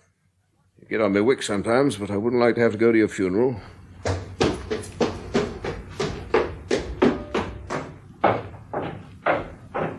In here, Sergeant Rankin. Who fired that shot? I'll tell you when you've called an ambulance. Roger Sherwin's wounded. All right, you phone for an ambulance, Percy. Yes, sir. And Percy, who's the woman? Mrs. Marsh, sir. Right. Mr. Marsh, I'm Detective Inspector Adams. Look as if you've been mixing it with someone. Yes, with Roger here. What do you do, try to run for it? No. He's been shot in the back. Mrs. Marsh, you'd better give me that gun. Thank you. Can't we do something for Roger? No, Mrs. Marsh, he's dead. Dead?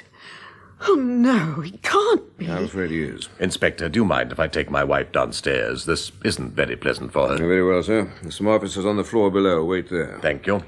Ambulance is on its way, sir. And we've collared a bloke who tried to get out the back way. Well, that'll be Peter Lloyd, Roger's partner. All right, Mr. Marsh.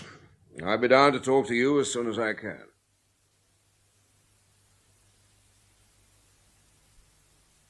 Roger fired at Peter Lloyd from the doorway. I couldn't see whether he hit him. He didn't. His only injuries are a couple of bruises. When he saw the police cars around the back of the club, he tried to break the record for the mile, but unfortunately for him, one of my blokes plays rugby. When he gets the chance. Oh, go on, Mr. Marsh. Oh, Roger was so anxious to stop his partner getting away, he forgot about me for a moment. And you jumped him? Yes. We started a wrestling match. I managed to knock the gun out of his hand. Joyce picked it up. Roger got me on the floor and was doing his damnedest to choke me. He'd have succeeded if my wife hadn't used the gun. I didn't intend to hit Roger. I thought the noise might startle him, and that would help Andrew. Have you ever used a gun before, Mrs. Marsh? I've had one in my hand. I've never fired one, though. My wife's referring to a service revolver of mine. I see. Well, for a beginner, your aim was remarkably good, Mrs. Marsh. Oh, excuse me, sir. Yes, Sergeant? The van's just left for the station, sir. With Alf Jenkins and Max Freeman on board? Yes, sir. What have you done with Peter Lloyd? Send him by car, sir. I thought he'd be better kept away from the other two. Right. Don't go. I've got another job for you. Inspector? Yes, Mrs. Marsh? I only wanted to say I didn't shoot Roger deliberately. I understand, Mrs. Marsh. All the same, I'll have to ask you to come back to the station with us. You as well, Mr. Marsh. Well, I'd want to come in any case, Inspector. Organise transport, will you, Sergeant? And you can go with Mr. and Mrs. Marsh. I'll finish off here. Yes, sir. You can spend your time in the car bringing Sergeant Rankin up to date, Mr. Marsh. I hope he's convinced now that I was framed. I think he is. There's still the matter of the car you stole from Brodney's. I don't know whether Sergeant Rankin is prepared to forget that. I'm more concerned about my wife. Yes, I'm sure you will. I'll have to refer the matter of Roger Chauvin's death to the superintendent. Whether or not we charge Mrs. Marsh is up to him. When will you be able to tell us? As soon as the super gets in the morning, I'll be in touch with him. What time will that be, Inspector? About 8:30. The car is waiting, sir. Right. I'll see you at the station, Mr. Marsh.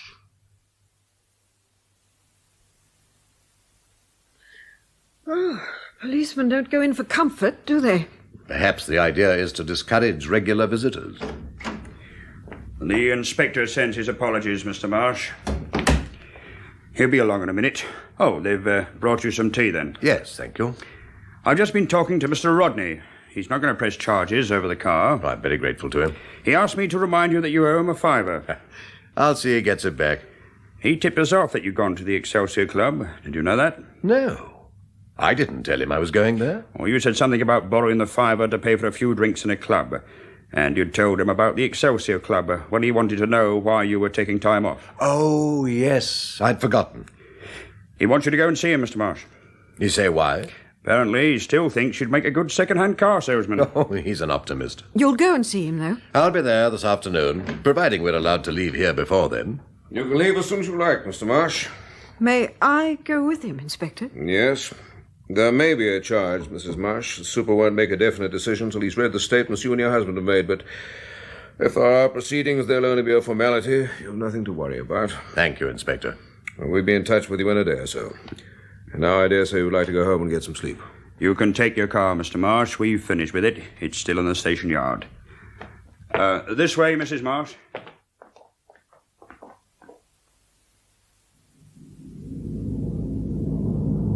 The stuff's been taken out of the boot, Mr. Marsh. Good. Are you off home now? Oh, not yet. We're going to have another session with Alf Jenkins and Max Freeman. What's going to happen about the two girls, Carol Ransom and Sheila Ramsey? Well, Ramsey's body hasn't been found yet, but when it is, well, that's one murder we can charge Alf with. And after what you've told us, we can get the Ransom girl identified. Well, that leaves her and Joey Driscoll with no name against them on a charge sheet. The inspector thinks that if we work on Peter Lloyd, he'll shop the killer and everything will be wrapped up nice and tidy. You're not so sure. As I see it, lack of real evidence is the trouble. Wasn't in my case, was it? Don't hold that against me, Mr. Marsh. Andrew, I'm getting cold standing here. Can we go? Sorry. It's my fault, Mrs. Marsh. Anyway, don't worry about those girls, Mr. Marsh. Their killer's going to hear the jury find him guilty. I'll promise you that. See you in a couple of days, Mr. Marsh. Yes. Goodbye, Sergeant. Bye. Bye, Mr. Marsh.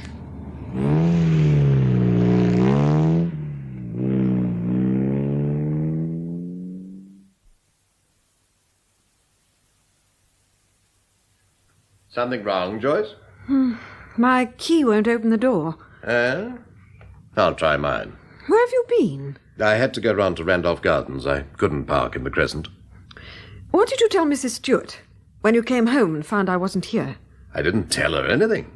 I just asked her if she'd seen you. She told me you'd driven off in a car with somebody. Well, lock's all right. Let me see that key. Why? Well, there might be something wrong with it. Oh, here you are. Put the fire on, will you? The flat's like a refrigerator. Right. Here's a letter from your mother. Thank you. What are the others? Electricity bill and a circular. Why did you ask me about Mrs. Stewart? She stopped me on the stairs. She said you seemed worried about me and she wanted to know if everything was all right. Who did come for you that day? Who? Oh, it was that horrible little man. Alf Jenkins. I don't know his name. He had a revolver. He made me pack a suitcase and go with him. Have you put the kettle on? No. I'll do it. What's wrong with your mother? How do you know there's anything wrong? There usually is when she invests in a 5-penny stamp. As a matter of fact, she isn't very well. She's tried to phone me. Oh, well, then we've something to be grateful to the Excelsior Club for. They've saved us the cost of a reverse charge call. She wants me to go down and see her. I rather thought she might. I'm going, Andrew. Naturally. I'll only stay till Saturday. I'll catch an early train, and if Mr. Rodney's given you your job back, we can go out and celebrate. When do you want to go to your mother's? As soon as I've had a bath and packed a case. I'll go.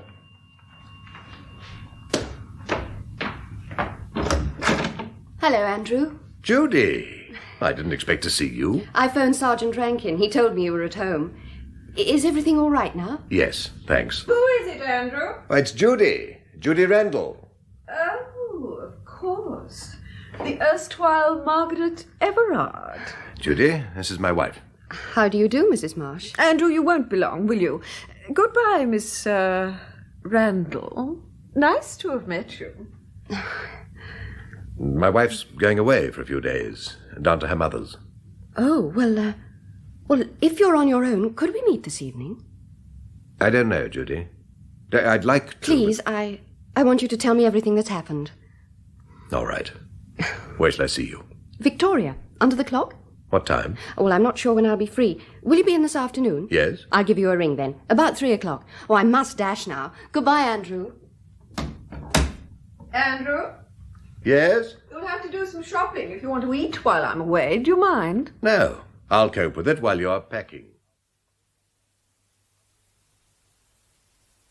It shouldn't have taken you nearly 3 hours. Oh, well, I'm not as familiar with supermarkets as you are. Have you finished packing? Of course, I finished ages ago. I've been waiting for you. Sorry. Joyce, do you know what this is? Naturally. It's a key. Yes. The one you tried in the front door. There's nothing wrong with it. The reason it wouldn't open the door is it's the wrong key. Then the right one must be in my bag. I made a mistake. Can we go now? This key doesn't fit any other lock in the flat either. I tried it before I went out. Where is the lock that it fits, Joyce? I haven't the remotest idea. Andrew, Sit down, Joyce. I was going to say I'm in a hurry. I know. But I want you to stay and listen to me. If you prefer to stand, that's up to you. Won't it wait till I come home? No, it won't. Very well.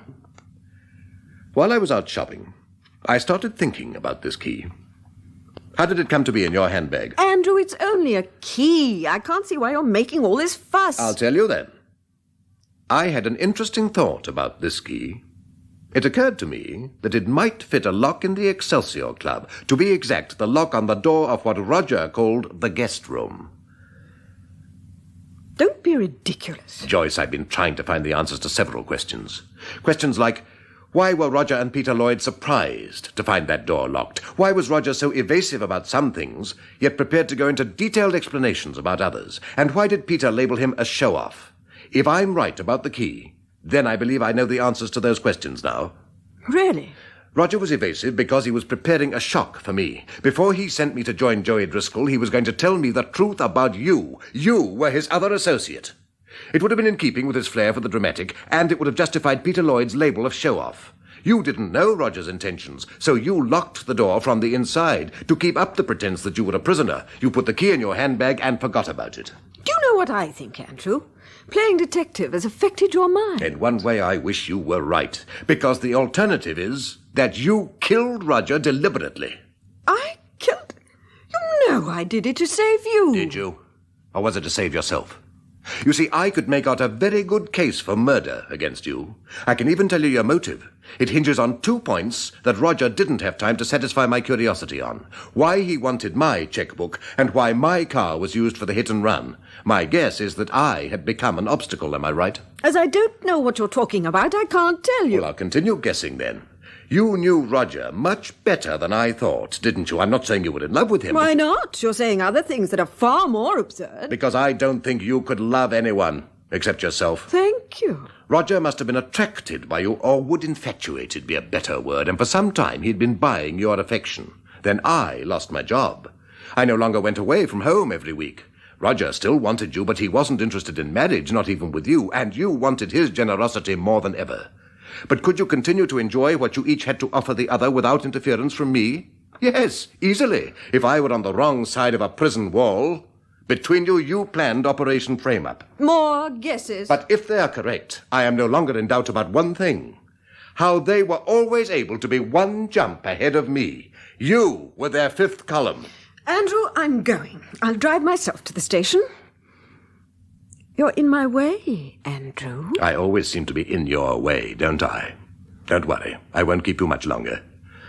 You didn't try to stop me doing Rankin's job because you were worried that I'd be thrown out of mine. You were trying to make it easier for the frame-up to succeed. Then, last night, when you heard the police were in the club, you realized the operation was over. But would Roger see that your part in it was kept quiet? Well, there was only one way to make certain that he would. It was in your hand. All you had to do was aim at his back. Have you finished? Yes. You were in this with Roger, weren't you? Would you believe me if I said I wasn't? No.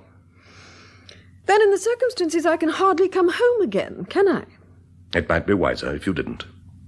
Two people couldn't hope to live happily ever after when one knows the other has committed murder. Knows? I thought I'd been listening to guesses. Joyce, it doesn't take me 3 hours to buy half a dozen things in a supermarket. I went to the Excelsior Club. I tried your key in that lock. For God's sake, stop pretending. All right. So you think you know the truth. I hope you find it pleasant company. Goodbye, Andrew. Just a minute. You expect me to keep the truth to myself? Who could you share it with? The police? I don't think so. For one thing, it wouldn't be any use, would it? A husband can't be forced to testify against his wife. No. But if I gave this key to Rankin and told him I had found it in your handbag and that I had an idea that it might fit the lock in the Excelsior Club, he wouldn't need my testimony. By the time he had finished, he'd be able to prove you murdered Roger without putting me in the witness box. Are you going to give that key to Rankin? Do you think I will? No, I don't. I've lived with you long enough to know the kind of man you are, Andrew. You couldn't sentence your wife to life imprisonment. And that's what you'd be doing if you gave that key to Rankin. Hello? Andrew, it's me, Judy. Hold on a minute.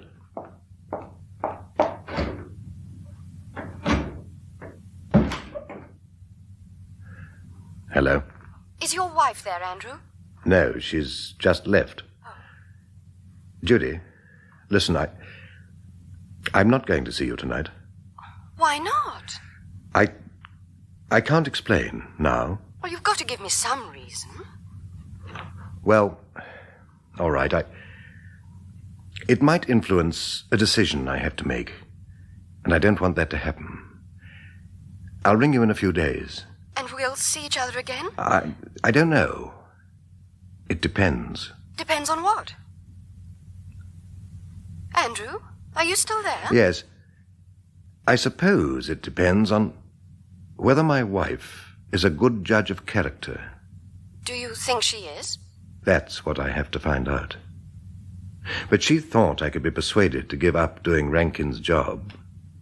And she was wrong about me then, wasn't she? I'll be waiting for you to ring, Andrew.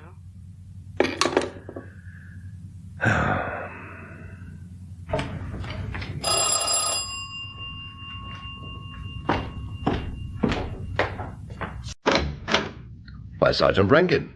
Mr. Marsh, is your wife at home?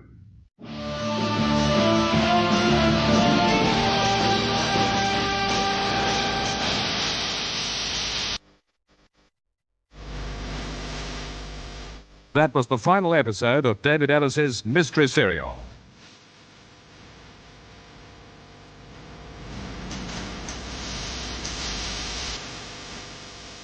In Find the Lady, Noel Johnson played Andrew Marsh and Henry Stamper, Detective Sergeant Rankin, in this production by Betty Davis.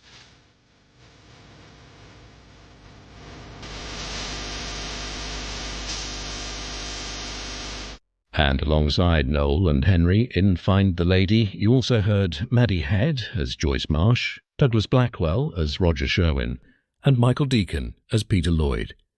Detective Inspector Adams was played by John Bentley, Alf Jenkins, Brian Haynes, and Judy Randall, Eva Haddon. And since that was the final part of Find the Lady, in its place tomorrow we'll have a classic Agatha Christie, Sparkling Cyanide.